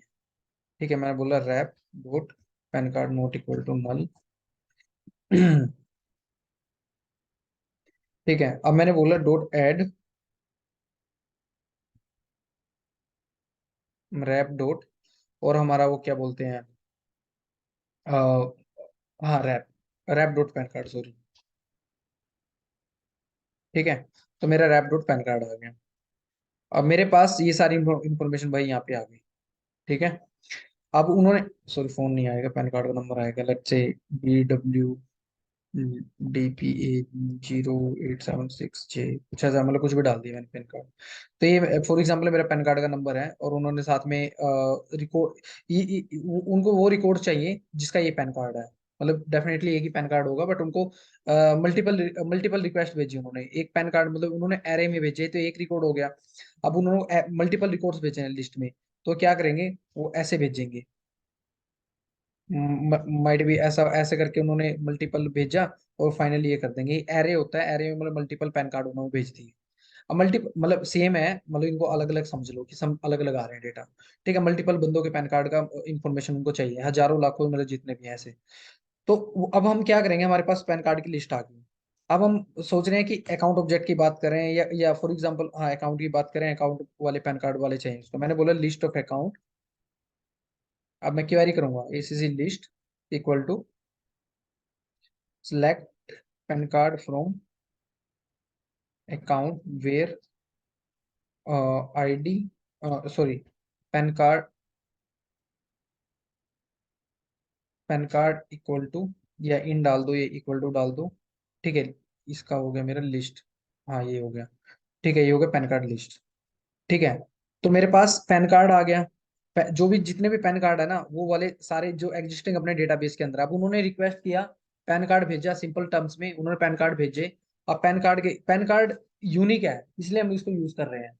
माइट भी जो पैन कार्ड नहीं है ना, तो हमें कोई ना कोई यूनिक की तो लेनी ही लेनी है ना, कोई ना कोई यूनिक आईडी लेनी है, तो बीच में दोनों कम्युनिकेट करने के। अब उन्होंने बोल दिया कि भाई हमें ये वाले पैन कार्ड चाहिए, तो हम क्या करेंगे, रिटर्न में अब लिस्ट ऑफ अकाउंट भेज देंगे। अब ये यहाँ सॉरी, लिस्ट ऑफ था यहाँ पे। अब लिस्ट ऑफ अकाउंट थे जो हमारे पास, अब लिस्ट ऑफ अकाउंट उन्होंने रिक्वेस्ट किए, तो लिस्ट ऑफ अकाउंट हमने उनको रिटर्न कर दी सेल्स फोर्स से, उन्होंने जो पैन कार्ड है। और इवन नोट पैन कार्ड, अब पैन कार्ड उनके पास, अब पैन कार्ड ही हम भेज रहे हैं तो कोई मीनिंग नहीं बनता ना। तो हम उनको भेजेंगे जैसे जो भी उनको नेम चाहिए, जो भी इन्फॉर्मेशन चाहिए, let's say name, phone, email. अब ये सारी हमने क्वेरी करके उनको भेज दी। अब उनको ये सारी मिल गई, जो भी फील्ड चाहिए, मतलब जो भी रिक्वेस्ट के अकॉर्डिंग होंगे।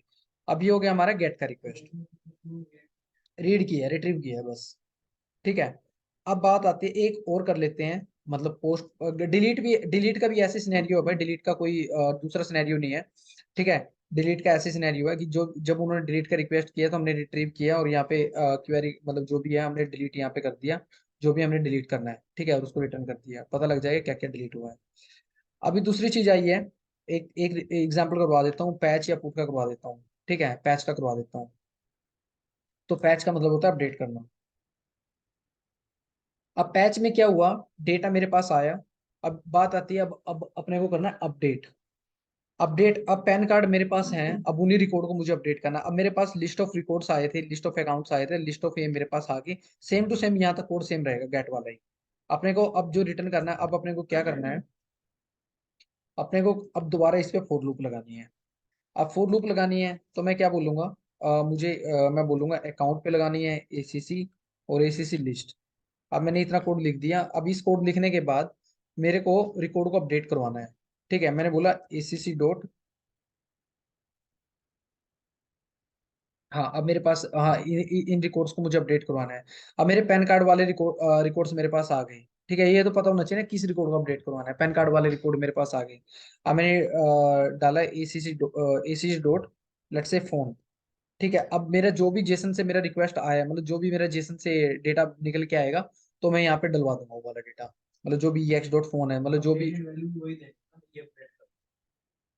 ठीक है, तो जो भी हमारे पास डेटा आएगा उसको हम यहाँ पे अपडेट करवा देंगे, और फाइनली हम उसको रिटर्न कर देंगे, तो उनके पास पहुंच, और बाद में हम लिख देंगे यहाँ पे उसके बाद अपडेट ACC लिस्ट, हमने ये अपडेट कर दिया है। तो उनको पता लग जाएगा कि जो हमने रिक्वेस्ट अपडेट के लिए भेजी था ना, रिटर्न मिली है कि नहीं, वो वही वैल्यू है या नहीं सेल्स सिस्टम में अभी।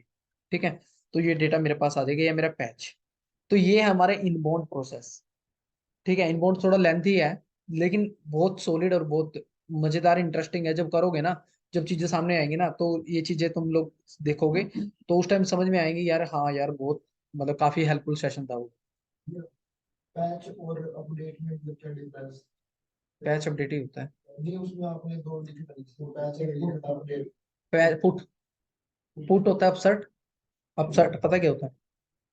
थर्ड मतलब अपडेट, जब जब कुछ फिल नहीं है तो उसको फिल कर देना, अपडेट कर देगा, कोई अपडेट नहीं है।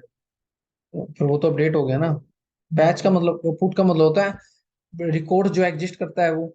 जो ये पैन कार्ड एग्जिस्ट करता है यहाँ पे, जो इनके से पैन कार्ड एग्जिस्ट करता है तो उसको अपडेट कर देगा, एग्जिस्ट नहीं करता तो नहीं अपडेट कर देगा।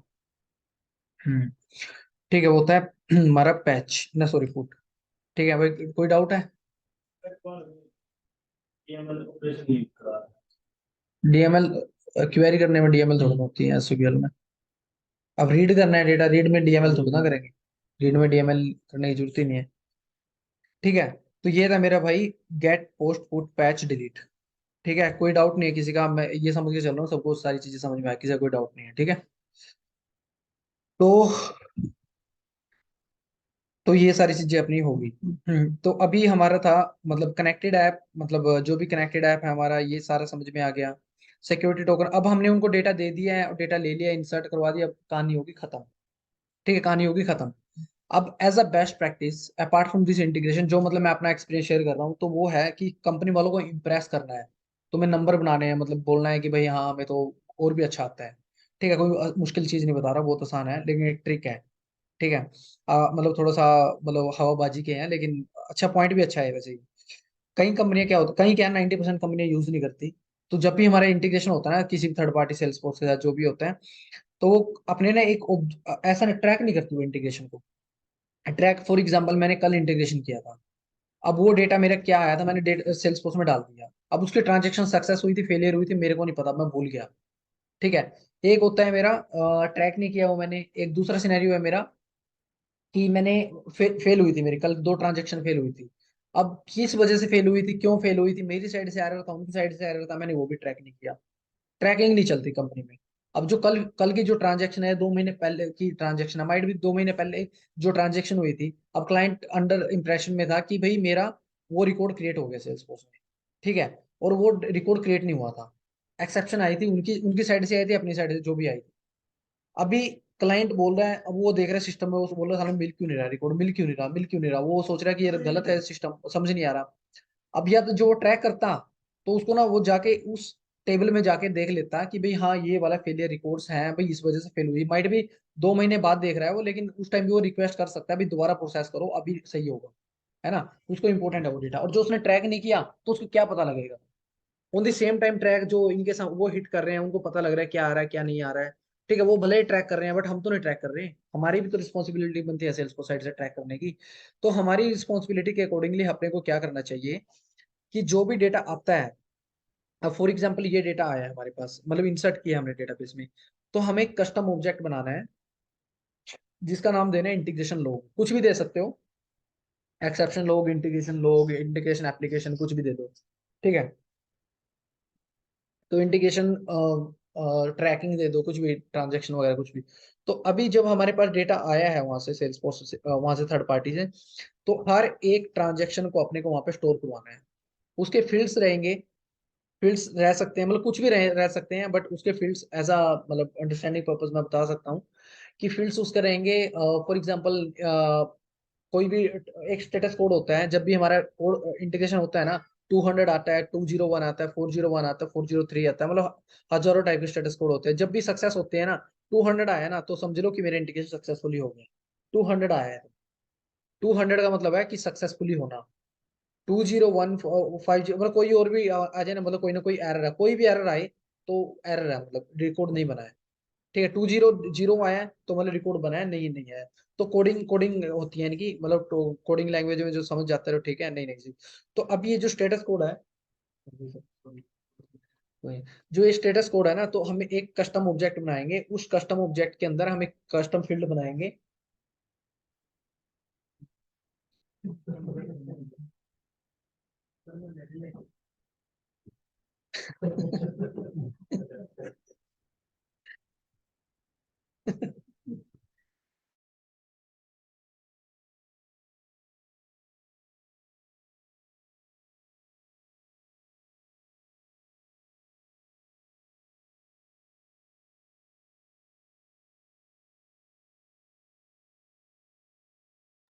ठीक है, तो क्या बात कर रहे थे हम? हाँ, कस्टम ऑब्जेक्ट। तो कस्टम ऑब्जेक्ट में मतलब जो भी डेटा हमारे पास आया है, ठीक है, तो कस्टम ऑब्जेक्ट का मतलब है कि हर एक ट्रैकिंग अपने को करनी है। अब कस्टम ऑब्जेक्ट में हम मतलब हमारा इंटेंशन यही रहेगा कि भाई ये ऑब्जेक्ट में जब भी हमारा कोई फेलियर या सक्सेस कुछ भी हुआ ना, तो हमारा इंटेंशन यही रहेगा कि उनसे पूछो, थर्ड पार्टी वालों से क्या गया है तुम्हें, या हमें हम डायरेक्टली कस्टम ऑब्जेक्ट में जाएंगे, हम वहां पे जाके देखेंगे भी कस्टम ऑब्जेक्ट में ट्रांजेक्शन फेलियर है, सक्सेस है, क्या है। ठीक है, वो ट्रांजेक्शन हम वहां पे जाके देखेंगे। जो ट्रांजेक्शन हमें सक्सेसफुल मिल गई, तो भाई सक्सेस वो देखेंगे भाई 200 है, वहां पे हम कस्टम फील्ड बनाएंगे, स्टेटस कोड का बना दिया, पूरी अपनी अंडरस्टैंडिंग से बनाए, कोई नहीं बताएगा। ना कोई ऐसा है कि भाई यही जरूरी लेना, नहीं, अपनी अंडरस्टैंडिंग कुछ बना लो। वो अपनी लॉजिकल सोच के देखो तुम। एक तो देखो स्टेटस कोड हो जाए, पता लग जाए सक्सेस हुआ है फेलियर हुआ है। एक रिकॉर्ड आया, एक हिट की उन्होंने, एक रिकॉर्ड हमने बना दिया भाई, एक रिकॉर्ड बन गया। और एक रिक्वेस्ट आई भाई, सक्सेस रिक्वेस्ट गई थी। अब एक उस रिक्वेस्ट में उन्होंने कितने रिकॉर्ड को एक्सेस किया था, कितने भेजने की ट्राई किया था, उसका कंप्लीट जेसन फॉर्मेट है। एक लॉन्ग टेक्स्ट एरिया बना लेंगे, जेसन जेसन बॉडी के नाम से कस्टम फील्ड बना लेंगे, लॉन्ग टेक्स्ट एरिया जो बड़ा फील्ड होता है, भाई पूरी जेसन वो स्टोर कर पाए। छोटा 255 कैरेक्टर का तो बनाएंगे नहीं, क्योंकि जेसन छोटी तो होगी नहीं, जेसन तो बहुत बड़ी हो सकती है। कि आप तो वो डिस्क्रिप्शन भेज दें, डिस्क्रिप्शन 5,000 कैरेक्टर भेज दें, वो उसमें तो आएगा नहीं 255 में, तो डेफिनेटली वो जो लॉन्ग टेक्स्ट एरिया 1 लाख से ज्यादा सपोर्ट करता है, वो वाला डाल दो वहाँ पे। हाँ, जेसन में, जेसन आए, एक्सएमएल आए, कुछ भी आए।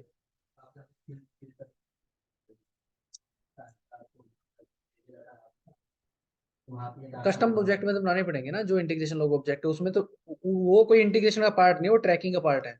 ट्रैकिंग हमें ये देखना है कि हमने जो रिक्वेस्ट आई है वो क्या आई है, और हमने रिस्पॉन्स भेजा है वो क्या भेजा है।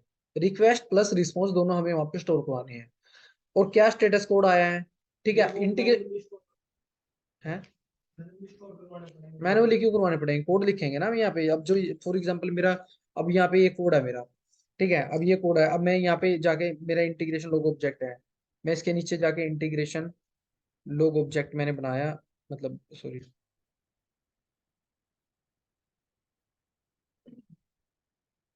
ठीक है, ये मेरा कस्टम ऑब्जेक्ट बनाया जो मैंने,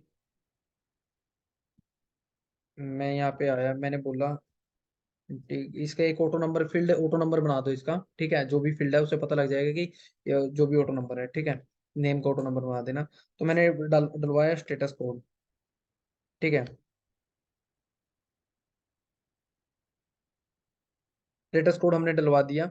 अब स्टेटस कोड मतलब, अब जो हमने उन्होंने मतलब जो भी हमारा वो आया था, क्या बोलते हैं, रिक्वेस्ट वगैरह है, रिस्पॉन्स है, जो भी स्टेटस कोड है वो आ गया हमारे पास। ठीक है, तो स्टेटस कोड कैसे पता लगेगा हमें? हमें पता लगेगा, हम यहाँ पे देखो कोडिंग स्टैंडर्ड के अकॉर्डिंग जाऊँ, मतलब कंफ्यूज मत होना। तो इसके लिए क्या होता है मेरा, डेटाबेस डॉट सेव रिजल्ट, ठीक है, जो कोडिंग स्टैंडर्ड होता है। फिर मैं बोलूंगा डेटाबेस डॉट पार्शियल डीएमएल करेंगे, डेटाबेस डॉट इंसर्ट, ठीक है, एसीसी एंड फॉल्स। ठीक है, तो ये मेरा सेव रिजल्ट, यहाँ पे मैं वेरिएबल बना देता हूँ, लेट्स सेव रिजल्ट्स। मैंने डेटा ये बना दिया। अब ये मैं लिस्ट ऑफ बनाऊंगा इसको, क्योंकि एक रिकॉर्ड तो आएगा नहीं, तो मैं इसको लिस्ट ऑफ बनाऊंगा। लिस्ट ऑफ बना दो तो बेटर रहेगा, क्योंकि मल्टीपल रिकॉर्ड्स इंसर्ट कर रहे हैं, तो एक बनाना है तो एक बना लो, एक के लिए बात कर लेते हैं, चलो हम अभी फिलहाल के लिए। फॉल्स ट्रू का मतलब, फॉल्स नहीं भी लगाओगे तो चल जाएगा, लेकिन फॉल्स का मतलब है कि आपके जितने भी सक्सेस रिकॉर्ड है ना, वो लेके आएगा ये। और वो जो फेलियर है, तो डेफिनेटली वो फेलियर वाले रिकॉर्ड लेके आएगा, जो ट्रू है तो फेलियर वाला आएगा। तो अभी हम ये करेंगे कि भाई यहाँ पे हम चेक करेंगे, if not is success multiple, वो सेल्स फोर्स की गवर्नर लिमिट है, वो कोई इंटीग्रेशन, वो सेल्स फोर्स की गवर्नर लिमिट होती है। हाँ, बाहर से सेल्स फोर्स में डालेंगे तो 100 कॉल आउट होनी चाहिए। कॉल आउट 100 होनी चाहिए, मतलब अभी तो एक कॉल आउट हो रही है, मतलब ऐसा नहीं है कि तुमने कॉल आउट का कोड फॉर लूप के अंदर लिख दिया, वो कभी नहीं होगा, क्योंकि 100 से ज्यादा रिकॉर्ड आ गए, 100 कॉल आउट हिट हो जाएंगे, जैसे 100 एसओकेएल होते हैं ना, 100 कॉल आउट भी होते हैं। ठीक है, वो कॉल आउट के सिनेरियो में बताऊंगा, अभी वो चीज बाद में है। ठीक है, तो अभी कॉल इन कर रहे हैं, मैंने बॉन्ड कर रहे हैं। तो अभी जब हमारे पास ये डेटा आ गया, तो अभी हम लोग क्या करेंगे, अभी हमारे पास इस सक्सेस आया है, सॉरी, जो हमारे पास इस सक्सेस आया है, तो ये वाला रिकॉर्ड हम इसके अंदर क्रिएट करवाएंगे। इस सक्सेस आया है, तो अभी हम बोल सकते हैं कि मेरा 200 है, तो हम यहाँ पे हार्ड कोड कर दो, हम बोलेंगे 200 आया है। ठीक है। अब मैं बोलूंगा इंटिग dot JSON request, JSON request, request.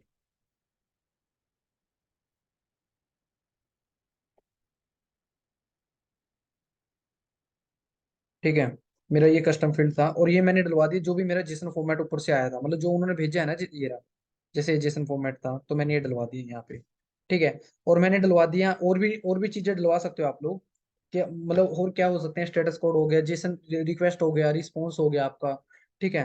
और हो गया आपने, फॉर एग्जाम्पल आपका कोड ब्रेक हो गया, सेल्स फोर्स से ब्रेक हो गया कोड। ठीक है। अब जो ब्रेक हुआ है, अब जो जो भी जिस वजह से ब्रेक हुआ है, ठीक है, जो भी एरर मैसेज है, तो उसकी वो लिखवाना है आपको। ठीक है। तो अभी सक्सेस का कोड है,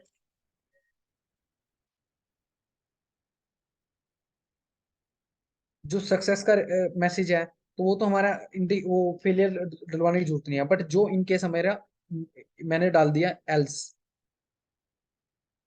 एल्स डाल दिया मैंने। अब जब मेरे पास एल्स आया है, अब इस सक्सेस में तो ट्रू आया है। अब जो फॉल्स आया, फॉल्स मतलब फेल हुआ है, इस सक्सेस का मतलब इससे क्वेश्चन मार्क स्टार्ट होता है कि इज इट सक्सेस, तो that's fine. If it is not success then it will go to the else condition. जब ये एल्स में गया, तो हम दोबारा इसको इंसर्ट करवाएंगे, हम दोबारा दोबारा कोडिंग लिखेंगे, एक सेपरेट कॉमन मेथड बना लेंगे, जैसे यूटिलिटी क्लास होती है टेस्ट फैक्ट्री। ठीक है, इस तरीके से। बट ये है कि पूरा टाइम बिंग हम ऐसे समझ रहे हैं। तो हम इसको बोलेंगे कि स्टेटस कोड जो भी हमारे पास आया, ये हम बोल देंगे 201 या जो 401 जो भी है। ठीक है। अब जेसन रिक्वेस्ट हमने डलवा दिया यहाँ पे, अब हम डलवाएंगे यहाँ पे इंटिक dot, let's say error message, error message, मैंने एरर मैसेज के नाम से कस्टम फील्ड बनाया हुआ है यहाँ पे। ठीक है। एरर मैसेज से कस्टम फील्ड बनाया, उस कस्टम फील्ड के अंदर मैं डलवाऊंगा, मतलब जो भी मेरा आएगा, मतलब जैसे ई एक्स रिजल्ट्स, रिजल्ट्स का होता है मेरा, मतलब ये फॉर लूप इंटीजर के अंदर आपको डलवाना पड़ेगा, एक चीज और करनी पड़ेगी यहाँ पे, फॉर लूप।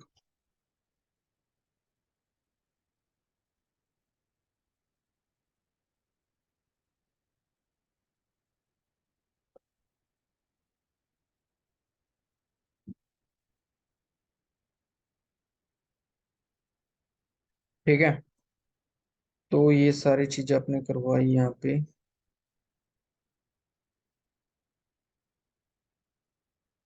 ठीक है।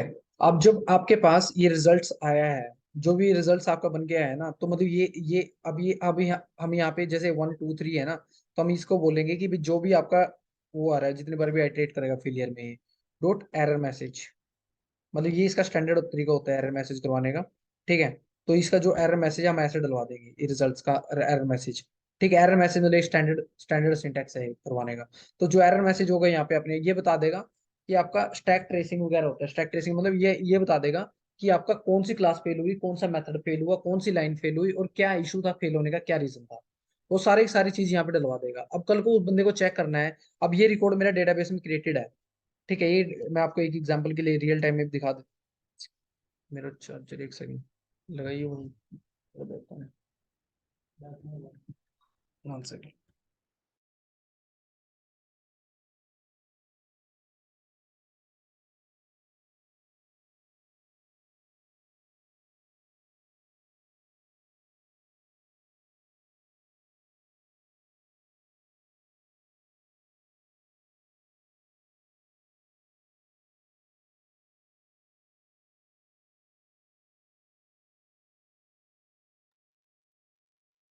ठीक है। तो मैं आपको,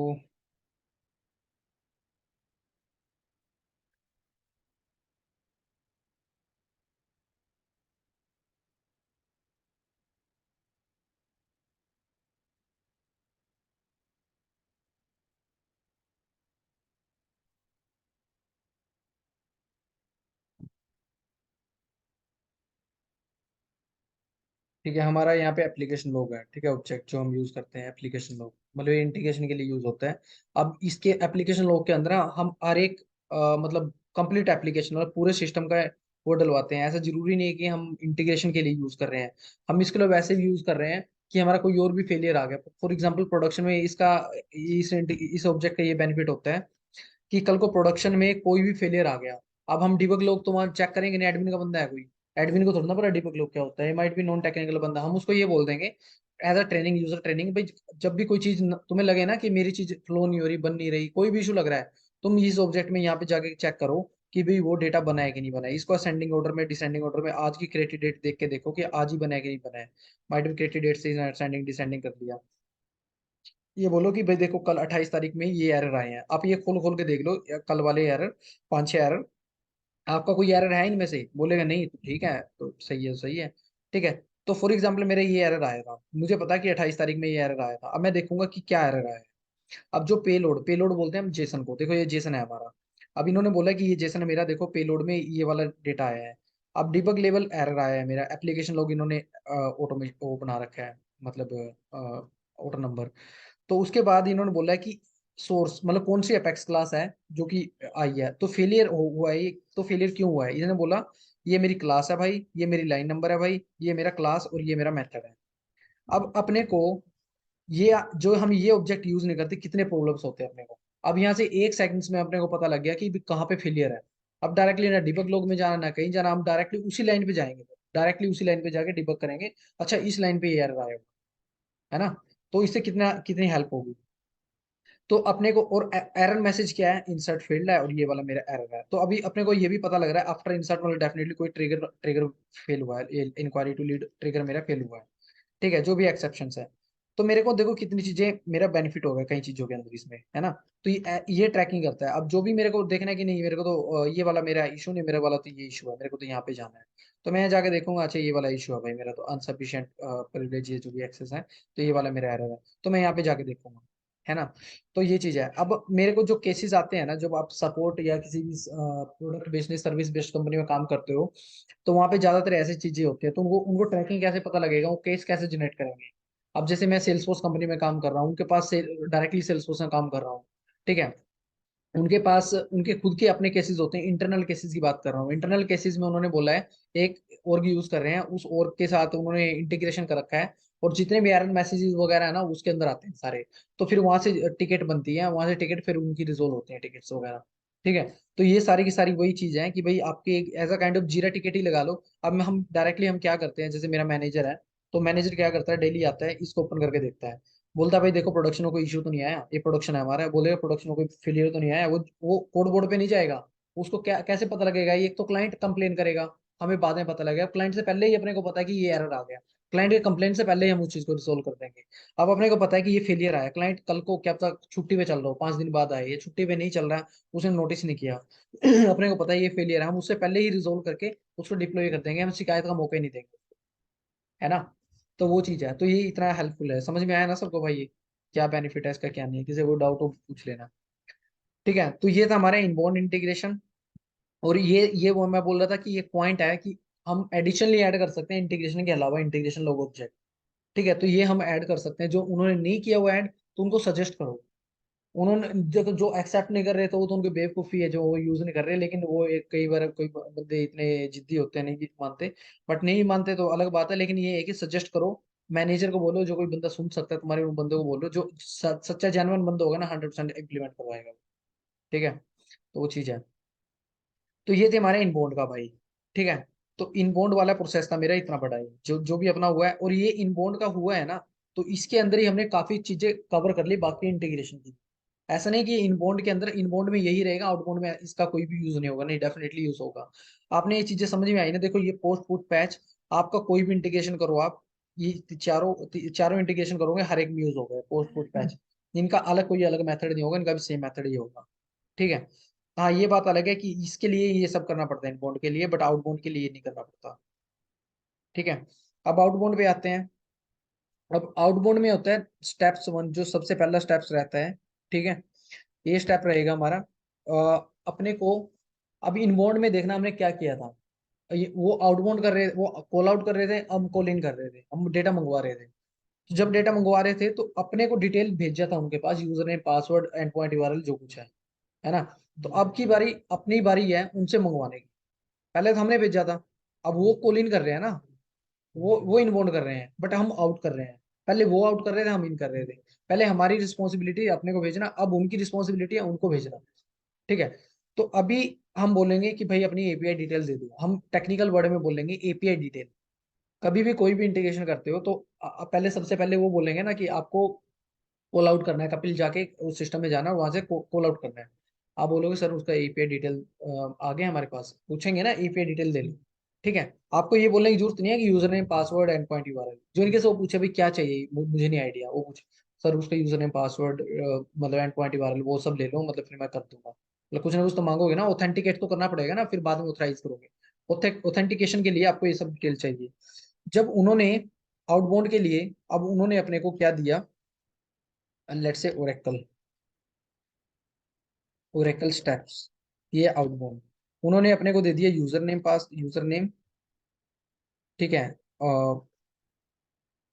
यूजर नेम दे दिया, उन्होंने दे दिया अपने को पासवर्ड, उन्होंने दे दिया अपने को एंड पॉइंट यूआरएल,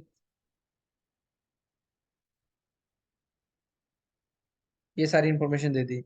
वो अपने को कंज्यूमर की कंज्यूमर सीक्रेट ये सब भी दे सकते हैं, जो इनके कहीं कहीं थर्ड पार्टी के पास ना कंटेंट्स नहीं होते। हमारे पास कैपेसिटी है देने की तो हमने दे दिया, उनके पास कैपेसिटी नहीं है, वो सब मतलब उनके पास सिस्टम नहीं है, कहीं कईयों के पास नहीं होता, बट उनके पास यही सिक्योरिटी होती है। तो हमने इससे काम चला लिया, जो है तो हम यूज कर सकते हैं, नहीं है तो ठीक है। ठीक है। तो हमने ये यूज कर लिया है, so that was number step one. ठीक है, स्टेप वन ये ले लिया हमने, जो भी है हमारे पास इसका, एक ये था हमारा, बी स्टेप हमारे ये था, सी स्टेप मेरा ये वाला है। ठीक है। अब ये हमने ले लिया। अब आते हैं Salesforce steps. Salesforce क्या करेगी इसमें?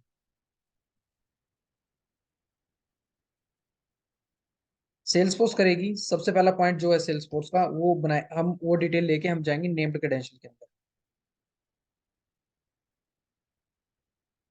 अब नेम्ड क्रेडेंशियल क्या होता है, अभी कुछ कंपनी में ना आप लोग देखोगे जब जाओगे, वो ना रिमोट साइट सेटिंग का मतलब एक वर्डिंग बोलेंगे, remote site setting, custom setting. अब आज से एक साल पहले की बात बता रहा हूँ, नेम्ड क्रेडेंशियल काफी नया है सेल्स फोर्स के अंदर, मतलब हो गया है डेढ़ दो, 2 साल हो, 1.5 साल हुआ होगा इसको आए हुए, मतलब मार्केट में। लेकिन ये यूज हो रहा है, उसको रिमोट सेट सेटिंग को यूज नहीं करता। तो कुछ कंपनियों ने ना ऑलरेडी इंटीग्रेशन किया होगा, माइट भी तुम्हें एग्जिस्टिंग इंटीग्रेशन में काम करना पड़े, नया बनाना पड़े। तुम्हारे बस चल रहा है, तुम्हारा क्या, वो भी यही बनाएंगे। नया बना रहे हो तो नेम्ड क्रेडेंशियल यूज करो। जो पुराना है, माइट भी उन्होंने 5 साल पहले बनाया था, उसमें एनहेंसमेंट लानी है, कुछ भी चेंजेस करने हैं, तो उसके लिए वो यूज करेंगे हमारा रिमोट साइट सेटिंग। अब रिमोट साइट सेटिंग क्या होती है, जब भी हम किसी भी थर्ड पार्टी के यूआरएल को एक्सेस करते हैं, तो रिमोट साइट सेटिंग के अंदर डेटा डालना जरूरी है। जो आपने वहां पे डेटा नहीं डाला, तो मतलब आपको एरर आ जाएगा, unauthorized URL remote site setting. देखो मैं गूगल पे एरर बता दूंगा, अनऑथराइज्ड रिमोट साइट सेटिंग,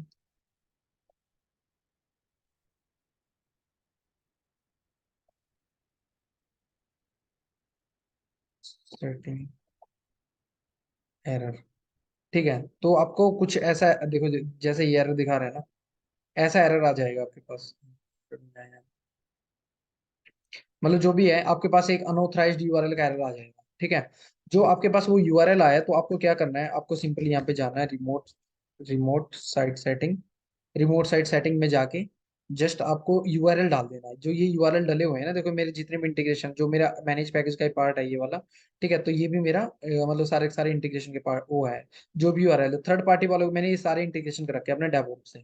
ठीक है। तो आपको मेक श्योर आपके पास यहाँ पे होना चाहिए। अब आप सोचोगे नेम क्या होगा इसका, रिमोट साइट सेटिंग का नेम कुछ भी हो ऐसे डाल दो, और यूआरएल करेक्ट होना चाहिए बस। कुछ भी डाल दो नेम वो, और ना इसको कॉल करवाने की जरूरत, कहीं भी कॉल नहीं करवाना अपने को इसे, जस्ट स्टोर करवाना है बस। उसको एक्सेस करने के लिए उसके पास ये पता लग जाए मुझे क्या एक्सेस करना है। फिर इसमें तो डाल दिया अपने एंड पॉइंट यूआरएल। अब होता है हमारा कस्टम सेटिंग। कस्टम सेटिंग में आपको user name password end point URL डालना है। फिर हम उसको कोड में जाना है, कोड को ऑथेंटिकेट करना है, ऑथेंटिकेट करके फिर बताएगा कि मेरा ये चीज सही है गलत है। मेरे को काफी स्टेप्स यूज करने पड़ते थे। और कस्टम सेटिंग में क्या होता है, कस्टम ऑब्जेक्ट की तरह होता है। अब मैंने कस्टम सेटिंग में यूजर नेम पासवर्ड डाल दिया, यूजर नेम पासवर्ड डाल दिया, तो कोई भी बंदा हैक कर लेगा आके यार। अब फॉर एग्जांपल, अब कोई भी बंदा कपिल है, अब मैंने कपिल आज कंपनी इसका कंपनी में काम कर रहा है, इसका कल को झगड़ा हो जाता है कंपनी वालों के साथ। मतलब एक एग्जांपल लगा लो कि कोई भी है, उसका कंपनी वालों के साथ तो मतलब कुछ भी बात होगी, 19-21 की बात होगी। तो अभी इसके पास उनका सेल्स फोर्स वालों के साथ नहीं, ओरेकल वालों के साथ होगी, उसकी वजह से रिजाइन डाल दिया। और इसको पता है कि साला मैं तो जा रहा हूँ उनको बर्बाद करके जाऊंगा। कई बंदों को होता है भाई, मतलब कोई हर एक इंसान अच्छा तो नहीं होता ना। ठीक है, उन्होंने बोला मैं इनको बर्बाद करके जाऊंगा। कैसे बर्बाद करेगा? उसके पास यूजर नेम भी है, पासवर्ड भी है, एंड पॉइंट यूआरएल भी है। ठीक है, वो कहीं से भी डेटा एक्सेस करवा सकता है किसी का। उसने जाके वहां पे चेंजेस कर दिए। अब मैं सेल्स फोर्स का यूजर नेम, पासवर्ड और मैंने यूआरएल दे दिया। सबको पता है log in dot Salesforce dot com या attach dot Salesforce dot com, user name password दे दिया, एक्सेस किया, लॉग इन किया, डिलीट कर दिया रिकॉर्ड्स, है ना। तो कोई कुछ भी कर सकता है। तो मतलब ये कोई वे नहीं था करने का, जो पहले लोग यूज कर 1.5 साल पहले। तो पहले कस्टम सेटिंग में जाते थे। मैं आपको फिर भी कस्टम सेटिंग एक बार दिखा देता हूँ, आपको मतलब थोड़ा आइडिया हो जाएगा। ठीक है, यूज कैसे होती है, पहले क्या क्या लिमिटेशंस थे आउटबाउंड के कस्टम सेटिंग यूज करने के। अब फॉर एग्जांपल मेरा यहाँ पे मैंने बोल दिया कि ये वाला जो भी है, यहाँ पे कस्टम फील्ड बना नहीं रखी मैंने कोई। फॉर एग्जांपल ये है। अब मैंने यहाँ पे फील्ड बना रखे हैं, मतलब देखो मेरे चेकबॉक्स ट्रू है फॉल्स है, मेरे को ये दिख रहा है, सरेआम दिख रहा है। और मैं जाके इसको एडिट करके चेंज भी कर सकता हूँ, वो भी है, मतलब ये मेरा कोई भी डेटा लीक कर सकता है यहाँ पे, है ना। अब जो भी है, अब मैं जाऊंगा नेम्ड क्रेडेंशियल के ऊपर। नेम्ड क्रेडेंशियल क्या होता है मेरा? इट्स अ सिक्योर वे। ना तो कोई बंदा यूजर नेम पासवर्ड देख सकता है, वो काफी सिक्योर रहता है, ना आपको ऑथेंटिकेट करवाने की जरूरत पड़ती है, ना आपको एचटीटीपी हेडर यूज करने मतलब कोड भी आधा लिखना पड़ेगा आपको। जस्ट यहाँ पे स्टोर करवाओ और वहाँ पे कॉल करवा लो बस। ना आपको रिमोट साइट सेटिंग यूज करनी, ना आपको कस्टम सेटिंग यूज करनी। जस्ट एक सिंपल वर्ड है नेम्ड क्रेडेंशियल। कभी भी कॉल आउट करते हो नेम्ड क्रेडेंशियल ना पता हो आपको, तो पता होना चाहिए, मतलब ये वर्ड सबको पता होना चाहिए। तो मैं नेम्ड क्रेडेंशियल जो क्रिएट करवाऊंगा, तो मैंने मेरे को उन्होंने दे दिया यूजर नेम, पासवर्ड और ये सब दे दिया। ठीक है, तो मैंने बोल दिया फॉर एग्जांपल, मैंने मेरे को बिटगो तेरे किया था क्या? हाँ, फॉर एग्जांपल मैंने बिटगो कॉल आउट्स किया कुछ भी है थर्ड पार्टी के साथ। ये थर्ड पार्टी है, मेरे को कुछ भी नाम दे दो, इसमें कोई जरूरी नहीं है कि ये नाम देना, कुछ भी दे सकते हो नाम, XYZ। अब जो भी उनका एंड पॉइंट यूआरएल है, मैंने बोल दिया कि मेरा HTTPS है, जो भी है मेरा HTTPS, मतलब वो देंगे अपने का एंड पॉइंट यूआरएल, वो कॉपी पेस्ट करना आपको। अभी मैं मेरे पास कुछ भी नहीं है मतलब, तो मैंने बोला कि चलो बिटगो है भाई मेरे पास .com ऐसा कुछ है मेरा एंड पॉइंट यूआरएल। अब उसके बाद यूजर नेम पासवर्ड कहाँ पे स्टोर करना है, तो जो ये दिख रहा है ना आपको ऑथेंटिकेट प्रोटोकॉल, तो यहाँ पे हमारे पास नेम्ड प्रिंसिपल होता है। ठीक है, यहाँ पे आइडेंटिटी टाइप के अंदर। तो नेम्ड प्रिंसिपल के बाद हमारे पास यहाँ पे जाओ, यहाँ पे पोस्ट पासवर्ड ऑथेंटिकेशन आती है। तो हमारे पास यूजर नेम पासवर्ड यहाँ पे आ गया, यूजर नेम एंड पासवर्ड। अब मैंने यूजर नेम डाला कि ये वाला है मेरा यूजर नेम, मैंने पासवर्ड डाला कि मेरा ये वाला है पासवर्ड। अब मैंने ये डिटेल डाला, देखो ये इसको ऑथेंटिकेट कर रहा है अभी मेरे एक कोड चल रहा है बैकएंड में। मेरे को कोड चलाने की जरूरत है, जो दिख रहा है ना स्टार स्टार सा। तो मैंने अब इसको सेव किया। अब सेव करने के बाद मैं चाह रहा हूँ कि अब मेरे सिस्टम में कपिल ने लॉगिन किया। कपिल सोच रहा है यार मैं इसका तो हैक करके रहूंगा आज तो मैं इसका। ठीक है, अब ये गया सिस्टम में, और सिस्टम में गया, ये सिस्टम में जाने के बाद इसने एडिट किया, और ये सोच रहा है कि मैं तो पासवर्ड देख लेता हूँ इसका। अब इसने बोला मैं पासवर्ड देखता हूँ, इसने बोला चलो ऐसे तो पता लग नहीं रहा। तो वो दिमाग लगाते हैं ना इंस्पेक्ट वाला, बंदा सोचता है कि चलो मैं इंस्पेक्ट करके देख लेता हूँ। मतलब हर एक वे देखते हैं ना कि कितना सिक्योर है ये। मैं यहाँ पे गया, यहाँ पे मेरे पास टाइप है, मैंने किया टेक्स्ट। अभी भी नहीं दिख रहा, देखो ये मतलब ये दिखता ही नहीं है पासवर्ड। तो हैकिंग कर ही नहीं सकता इंसान, कोई हैक ही नहीं हो सकता ये। ठीक है, तो नेम्ड क्रेडेंशियल कॉल आउट के सिनेरियो में यूज इसी कर लिए लोग करते हैं कि ये काफी इंपॉर्टेंट रहता है ना। तो ये वाला पॉइंट है हमारा नेम्ड क्रेडेंशियल का। तो अभी नेम्ड क्रेडेंशियल को, अभी हमारा रहेगा कॉल आउट हम कैसे करेंगे। नेम्ड क्रेडेंशियल हुआ, नेम्ड क्रेडेंशियल से पहले हमारे एक स्टेप्स और रहेंगे, 2-3 स्टेप्स रहेंगे, जो अपेक्स क्लास लिखनी पड़ेगी अपने को। अब अपने को रिकॉर्ड तब भेजने हैं, कॉल आउट करने के मल्टीपल वेज हो सकते हैं। अपेक्स ट्रिगर से जैसे भी मैंने रिकॉर्ड क्रिएट किया, फायर हुआ, तो मेरा कॉल आउट गया। मेक श्योर जब भी कॉल आउट करो एसिंक्रोनस कॉल आउट होनी चाहिए, सिंक्रोनस नहीं होनी चाहिए। ठीक है, सिंक्रोनस ब्रेक हो जाएगी।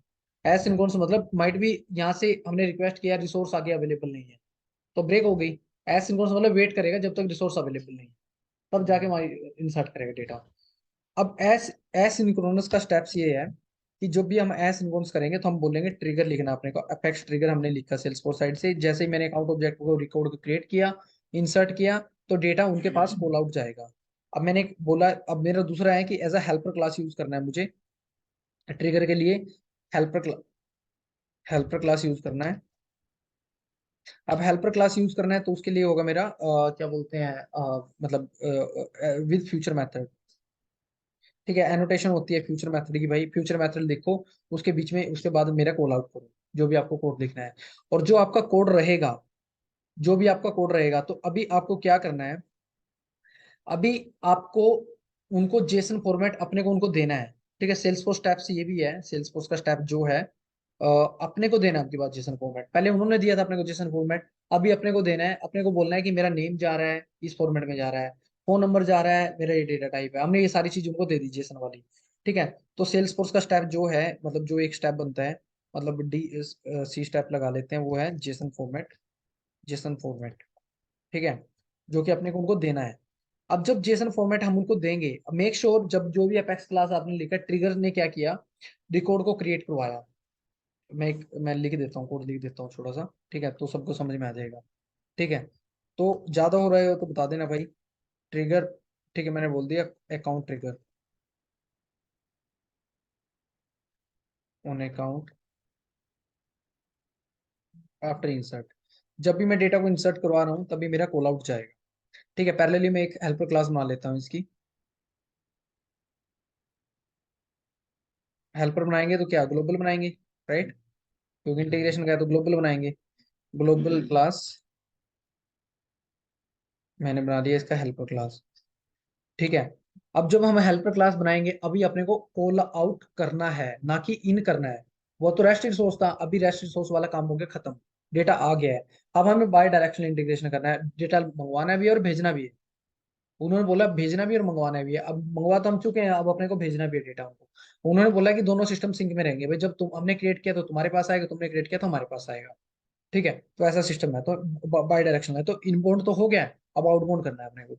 आउटबाउंड करना है तो इसके लिए मैं क्या करूंगा, मैं एक मेथड बनाऊंगा ग्लोबल स्टैटिक। यहाँ पे मेरा वॉइड वॉइड टाइप का मेथड बनेगा, यहाँ पे वो नहीं बनेगा, क्योंकि रिटर्न नहीं करना अपने को, उनको नहीं भेजना भी अपने को। ठीक है, रिटर्न अभी रिटर्न करना है तो कॉल आउट करके रिटर्न करना है, ना कि मेथड का रिटर्न करना है अपने को। पब्लिक वॉइड मेथड हमेशा स्टैटिक बनेगा। ठीक है, इंसर्ट अकाउंट। अभी यहाँ पे देखो कि जब भी आप फ्यूचर मेथड यूज करोगे यहाँ पे, एट द रेट फ्यूचर, ठीक है, आपने फ्यूचर मेथड यूज किया, तो हमेशा जब भी कॉल आउट करोगे तो आपको यहाँ पे लिखना है call out equal to true. जो आपने यहाँ पे call out equal to true नहीं लिखा तो आप इंटीग्रेशन नहीं कर सकते। तो यही एक मेन मेन चीज है, call out equal to true लिखना पड़ेगा कॉल आउट के टाइम पे फ्यूचर मेथड में। अब जब आपने call out equal to true लिखा है तो तभी आपको वो रिक्वेस्ट कर पाओगे। तो अभी आपको क्या करना है, जो इन केस मैं इसको ऐसे लिखता हूँ, मतलब मैंने इंसर्ट करवाया डॉट ऐसे, और मैं इसको ऐसे लिखता हूँ, तो मेरा ये एरर आ जाएगा। क्यों, देखो सॉरी, मैंने यहाँ पे लिखा लिस्ट ऑफ अकाउंट। अब आप सोच रहे होंगे कि, अभी देखो मैं आपको समझाता हूँ जो समझ नहीं आया तो। जो ये पैरामीटर है ना, पैरामीटर में जो भी हम पास करते हैं ना, जो इसको कहीं और कॉल करवाते हैं ना, तो पैरामीटर में सेम डेटा पास होना चाहिए। मैंने लिस्ट ऑफ अकाउंट करवाया, और ये ट्रिगर डॉट न्यू क्या रिटर्न करता है, list of records he return करता है, लिस्ट ऑफ अकाउंट। अब अकाउंट ऑब्जेक्ट पे तो list of account he return करेगा ये, तो हम बोलेंगे सही है। बट ये सही नहीं है, ये वैसे सही होता है जो मैंने यहाँ पे फ्यूचर मेथड यूज नहीं किया होता। सिंपल हेल्पर क्लास होती है। फ्यूचर मेथड के टाइम पे हम कभी भी non primitive data type parameter में पास नहीं कर सकते। नॉन प्रिमिटिव क्या होता है, मेरा अकाउंट जितने भी ऐसे ऑब्जेक्ट हो गए वो मेरा नॉन प्रिमिटिव में आ गया। ठीक है, मेरा हो गया स्ट्रिंग, हो गया आईडी, हो गया ये सब हो गया, ये हम पास कर सकते हैं अभी इस टाइम पे। तो इसका अल्टरनेटिव अब मुझे क्या करना पड़ेगा, अल्टरनेटिव मुझे क्या करना पड़ेगा कि इसको वो करने के लिए, तो मैं इसका अल्टरनेटिव की मैं, अब ये मुझे कॉल आउट भी करना, तो मैं क्या काम करूंगा, मैं बोलूंगा लिस्ट ऑफ अकाउंट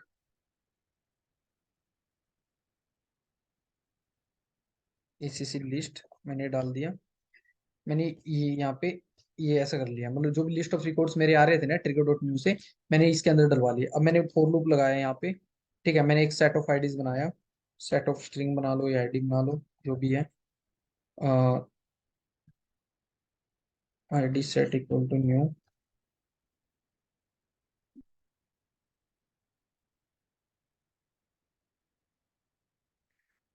ठीक है, जो भी आईडी सेट हमने बनाया है यहाँ पे, अब आईडी सेट मैंने बनवाया तो मैं इसके अंदर एसीसी एसीसी लिस्ट, ठीक है, तो मैंने ये यहाँ पे लिख दिया।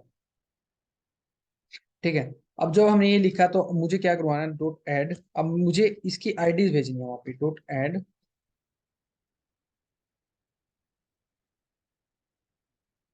acc.id मैंने भेज दिया।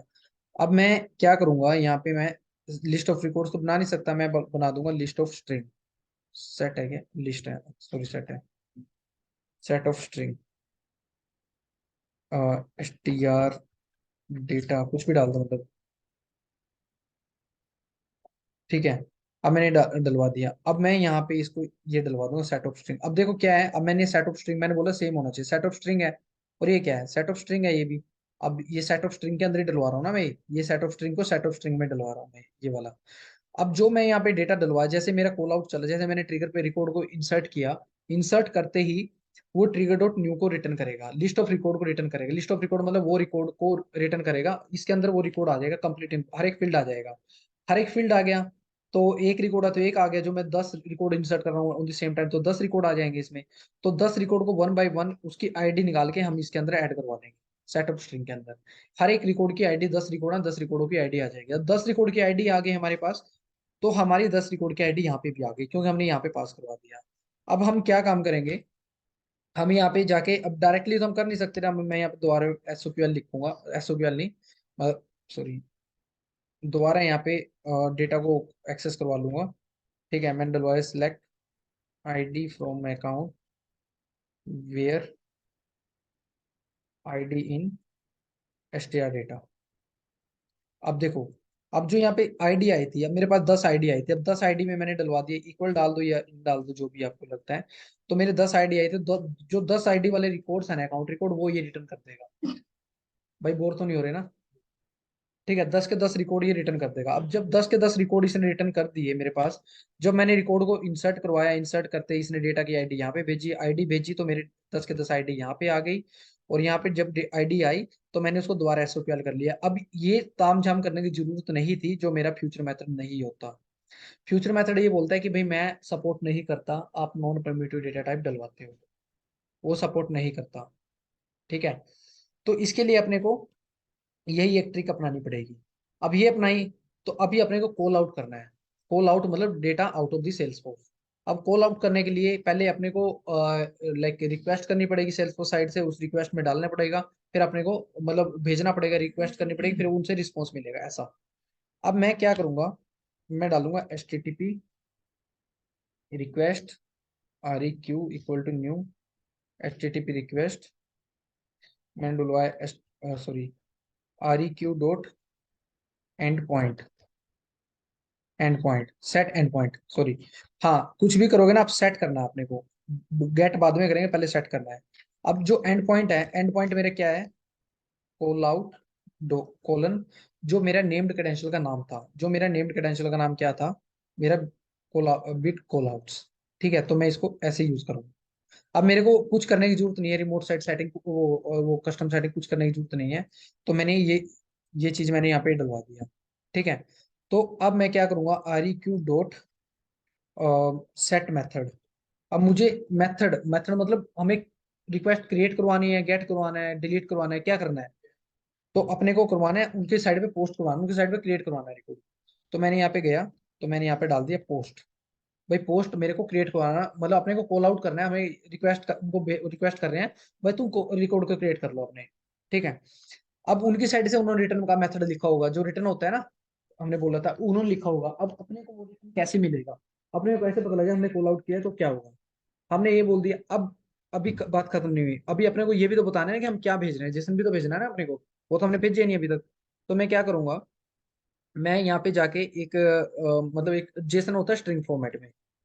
ठीक है, जेसन str मैं कुछ ऐसा डाल देता हूँ, इक्वल टू मैंने डाल दिया। एक मेथड होता है जेसन डॉट सीरियलाइज, इसमें सीरियलाइज करते हैं। ठीक है, तो मैंने डाल दिया। ठीक है, जेसन डॉट सीरियलाइज, और हमने डाल दिया सेट बॉडी। ठीक है, जो हम सेट बॉडी करेंगे यहाँ पे, तो सेट बॉडी का मतलब है कि अपने को वो भेजना है, मतलब रिक्वेस्ट यहाँ से भेज रहे हैं।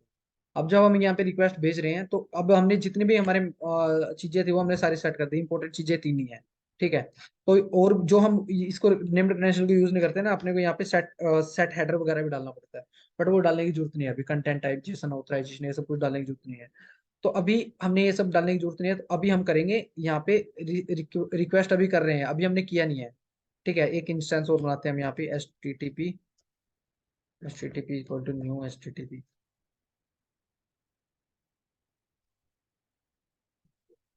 सॉरी।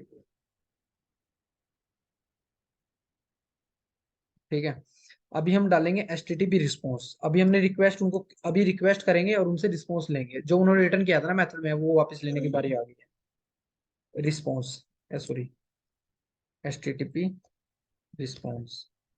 ठीक है, मैं बोलूंगा आर वेरिएबल कुछ भी दे दो इक्वल टू। ठीक है, मैंने बोला कि अभी अपने को डेटा को सेंड करना है, जो भी एच टी टी पी, जो भी ये वाला एच टी टी पी बनाया हमने, ये वाला, ये H T T P dot send, अभी अपने को सेंड करना है उनको। अभी हमने रिक्वेस्ट सेंड किया है और उससे क्या रिटर्न करेगा, उसके इक्वल में क्या आएगा, रिस्पॉन्स आएगा, है ना।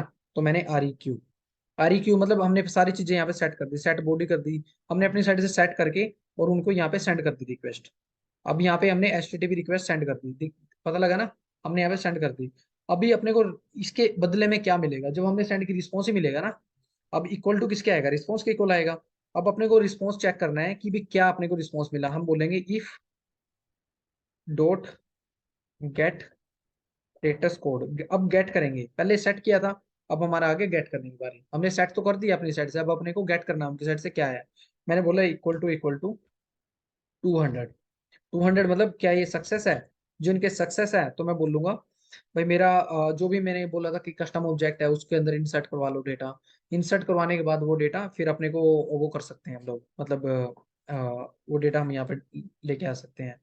ठीक है, तो यहाँ पे मैंने डलवा दिया एच टी टी पी, मतलब जो भी ऑब्जेक्ट वगैरह डलवाना है, तो मैं यहाँ पे मतलब जो मुझे वो करना है, बॉडी निकालना है कि भाई क्या बॉडी आई है उनकी साइड से, क्या क्या डेटा मेरा बना है, जो मैंने रिक्वेस्ट किया है क्या क्या डेटा उनकी साइड से बना है। ठीक है, न्यू बॉडी डाल दो, या कुछ भी डाल दो, मतलब रिटर्न बॉडी डाल दिया। तो अभी यहाँ पर आएगा R E S dot gate body करके। ठीक है, अब अपना ये आ गया गेट बॉडी करके। तो ये था मेरा कॉल आउट का, बस इतना है मेरा कॉल आउट का। इनबाउंड हो गया, आउटबाउंड हो गया। ठीक है, हमने डेटा भेज भी दिया और मंगवा भी दिया। अब मेरा बाई डायरेक्शन हो गया। कोई भी बंदा आगे डेटा इंटीग्रेशन में डेटा इंसर्ट करेगा अकाउंट में, तो उनको कॉल आउट होना होना ही है। ठीक है, तो ये कॉल आउट हो गया। अपडेट का सिनेरियो होगा तो अपडेट भी ऐसे चलेगा, बस यहाँ पे अपडेट लिख देना। अपडेट में भी आईडी होंगी हमारे पास, आफ्टर इंसर्ट में, बट बिफोर इंसर्ट में अपने को आईडी नहीं मिलेगी, कॉल आउट भी नहीं जाएगी। तो आफ्टर इंसर्ट में ही कॉल आउट जाएगी। आफ्टर इंसर्ट करो, कॉल आउट भेजो उनके पास, क्योंकि कॉल आउट ही कर रहे हैं हम, डेटा को ना तो क्रिएट कर रहे हैं आफ्टर इंसर्ट में, या आफ्टर इंसर्ट यूज करो। आईडी भी मिल जाएगी आपको आफ्टर इंसर्ट में, क्योंकि अब माइंड में भी आएगा ना कि इसकी आईडी ये कलेक्ट कर भी पाएगा कि नहीं, क्योंकि इंसर्ट होने से पहले आईडी मिलेगी कि नहीं, मिल जाएगी, आफ्टर इंसर्ट है। ठीक है, आपको हो गया ये वो वाला। इसमें ये नहीं डायरेक्शन। यू बताया तो है ना, यूनिट डायरेक्शनल, ये बाय डायरेक्शन। ये बाई डायरेक्शन। यूनिट डायरेक्शनल करना है तो एक कर लो, दोनों में जो मैंने दो बताए हैं ना, इनमें से कोई भी एक कर लो। अब वो रिक्वेस्ट करता है, डिपेंड करता है, उन्होंने बोला है कि आप इनबाउंड, हमें इनबाउंड करना, आप कॉल आउट करोगे, तो वो एक यूनिट डायरेक्शन हो गया। या उन्होंने बोला है कि हम भेजेंगे आपको इनबाउंड करना, वो यूनिट डायरेक्शन होगा। या बोला है कि हमें मंगवाना भी और भेजना भी है, बाई डायरेक्शन। भाई समझ में आ गया सबको। ठीक है, तो ये था हमारा इसका, ये था मेरा विदाउट मिडलवेयर। इसमें दो चीजें, एक चीज और होती है मिडलवेयर, विद मिडलवेयर, एक विदाउट मिडलवेयर। एक है कि मेरी कैपेसिटी है डेटा को भेजने की, एक है मेरा सेल्स फोर्स, एक है मेरा मतलब जो भी है मेरा ओरेकल है। अब मैंने डेटा मंगवाया भी और भेजा भी है, ठीक है, मेरे दोनों काम यहाँ पे हो गए हैं। अब मेरा है मिडलवेयर। मिडलवेयर का मतलब है कि एक थर्ड पार्टी ऐसी है, उसके पास कैपेसिटी नहीं है, might be Salesforce bulk of the records को सपोर्ट करता है। बल्क ऑफ रिकॉर्ड्स मतलब 1000 रिकॉर्ड्स, लाखों रिकॉर्ड्स की कैपेसिटी है, गवर्नर लिमिट ज्यादा है। बट कोई थर्ड पार्टी है, उसकी गवर्नर लिमिट नहीं है भाई इतनी, उसको चाहिए। मैंने यहाँ से एक बार में फॉर एग्जाम्पल 10,000 रिकॉर्ड प्रोसेस किए, और वो बोल रहे हैं कि यार मेरे को तो 10,000 रिकॉर्ड प्रोसेस करने की कैपेसिटी नहीं है, मैं तो एक बार में 5 रिकॉर्ड दे सकता हूँ। 5 रिकॉर्ड दोगे तो ठीक है, नहीं दोगे तो भाई रहने दो, फिर इंटीग्रेशन की जरूरत नहीं है, फिर हो नहीं पाएगा। अब कोई ना कोई तो अल्टरनेटिव निकालना ही पड़ेगा अपने को, कुछ ना कुछ तो देखना पड़ेगा, ऐसा तो है नहीं इंटीग्रेशन नहीं करेंगे। तो उस चक्कर में हम क्या काम करेंगे, हम एक मिडल वेयर यूज कर लेंगे। मिडल वेयर क्या होगा, it's a kind of one holding device. तो मिडल वेयर होगा it's a kind of connector, मतलब यहाँ से हमने अपने सारे जेसन इनको भेज दिया, इन्होंने अपना जेसन वेसन इसको भेज दिया। इसका काम है, जो मेरे यहाँ पे नेम है, फॉर एग्जाम्पल मेरा एक नेम फील्ड है यहाँ पे, ठीक है, और यहाँ पे भी इनका भी नेम है, कस्टमर नेम है, कुछ भी है। तो इसको बीच में लिंक करने का काम ये करेगा, जो ये बीच में कनेक्टर होगा ना, तो ये फील्ड यहाँ इनकी साइड से होगा, ये फील्ड इनकी साइड से होगा। तो ये बीच में, इसके बीच में एक कनेक्शन बना देगा, ये ऐसा कनेक्शन बना देगा नेम में नेम का। तो होगा क्या, जैसे भी यहाँ 10,000 रिकॉर्ड इसने सेंड किए, तो इसके पास ये होल्ड करके रखेगा, आगे पांच पांच रिकॉर्ड को प्रोसेस करता रहेगा, एक बार में 5 रिकॉर्ड किए प्रोसेस, और फिर इसने बता दिया हाँ हो गए, रिटर्न कर दिया रिस्पॉन्स। फिर इसने 5 रिकॉर्ड प्रोसेस के भी रिटर्न कर दिया, पांच मतलब अब पांच, अब होल्डिंग डिवाइस होगा, बीच में कोई ना कोई डिवाइस बन गया। ये हो गया। ये था पुराना ट्रेडिशनल टेक्नोलॉजी, बट आज के टाइम में हम लोग ये सब यूज नहीं करते। इससे भी बेस्ट ऑप्शन पता है क्या है, सेल्सफोर्स में हमें मिडलवेयर की यूज करने की जरूरत ही नहीं है। कई लोग हैं जो नॉन टेक्निकल, आज के टाइम में भी आप लोग काम करोगे कंपनी में तो वो बोलेंगे मिडलवेयर यूज करेंगे, इस सिनेरियो के लिए ऐसे सिनेरियोज होते हैं। तो आपका उनको क्या सजेशन होना चाहिए ना, आपको आपको बोलना है कि हम मिडलवेयर क्यों यूज कर रहे हैं, हम बैच अपेक्स यूज कर लेते हैं। अब batch apex bulk of record को प्रोसेस करेगी, बैच साइज उसको 5 रख दो। कॉल आउट करोगे ना जब स्केड्यूल करोगे तो बैच साइज 1 रख दो। अब हम एक बार में 10,000 रिकॉर्ड भेज रहे थे एक जगह, एक हम बार बार 5 रिकॉर्ड, एसिंक्रोनस चलती है भाई, जब जब कॉल आउट जाएगी रिस्पॉन्स करेगी, रिसोर्स अवेलेबल है तभी जाएगी ना batch apex. Platform event use कर लो आप लोग, है ना, प्लेटफॉर्म इवेंट यूज कर लो, बैच अपेक्स यूज कर लो, मतलब मल्टीपल वेज है करने के ना। अब कॉल आउट करनी है तो बैच अपेक्स यूज कर लो, कॉल डेटाबेस डॉट अलो कॉल आउट होता है, और सेम नेम्ड क्रेडेंशियल बनेगा, सेम एचटीटीपी, मतलब कोड आपका सेम रहेगा। बैच अपेक्स यूज करो, आप कुछ भी यूज करो, कोड आपका सेम रहेगा डिट्टो। हाँ, ये ऊपर वाला सिंटैक्स चेंज हो जाएगा, बैच अपेक्स का होगा, बट ये वाला कॉल आउट का केस में ये वाला कोड तो हमेशा कॉमन रहना ही रहना रहना है, 110%। कहीं भी जा लेना ये कोड रहेगा ये हमेशा आपका। ठीक है, तो आपका बैच अपेक्स यूज किया, डेटा कॉल आउट किया, बैच साइज होता है 5 रख दो, मैक्सिमम 2,000 होता है, मिनिमम 1 होता है, बाय डिफॉल्ट 200 होता है। तो 5 रख दो, 4 रख दो, 1 रख दो, 2 रख दो, एक से कम तो होगा नहीं, है ना। ठीक है, तो इस हिसाब से कर लो। तो कॉल आउट कर लो, और मतलब कॉल आउट उनके पास मिडलवेयर की जरूरत ही नहीं पड़ी अब अपने, होल्डिंग डिवाइस की जरूरत ही नहीं पड़ी अपने को। क्यों एक्स्ट्रा पैसा देना, क्यों हेडेक बढ़ानी, हमारे जो कोई काम हो गया तो उनके डिपेंडेंट, उनके ऊपर डिपेंडेंट रहना है, फिर सिस्टम ब्रेक हो जाएगा, मतलब काफी डिले होता है। तो वो चीज होती है, तो मिडलवेयर करने की जरूरत नहीं है, बट इन सम सिनेरियोज की भाई हमारे पास कोई अनएक्सपेक्टेड सिनेरियो आ जाता है। अनएक्सपेक्टेड मतलब हमें भी नहीं पता कि भी क्या होने वाला है। ठीक है, या ऑलरेडी एग्जिस्टिंग सिस्टम है, तो कि भाई हम अपना सजेशन देने से भी कोई काम नहीं चल रहा, तो भाई फिर तो देख करना ही पड़ेगा, जो कोई जबरदस्ती कर रहा है, ऑलरेडी कंपनी ने पैसे इन्वेस्ट कर रखे हैं, ऑलरेडी लाखों करोड़ रुपए लगा रखे हैं उसके ऊपर, तो भाई हम ये भी नहीं बोलेंगे ना हटा दो इसको। तो हटाने के लिए भी कहीं 1-2 साल लगेगा, महीने लगेंगे, बट करंटली तो काम करना ही पड़ेगा ना, ये नहीं बोल सकते नहीं क्लाइंट को बोल दो रहने तो हमें नहीं करना, तो अभी तो छोड़ मैं तो अलग करूंगा, ये तो बोल नहीं सकते, है ना। तो वो चीज है, कंपनी के प्रोसेस के अकॉर्डिंग चलना पड़ेगा। तो जैसे मेरी कंपनी कर रही है, हाँ, ठीक है, उसके लिए कोड ये सारा कोडिंग फॉलो आउट जैसे सब कुछ सेम रहेगा।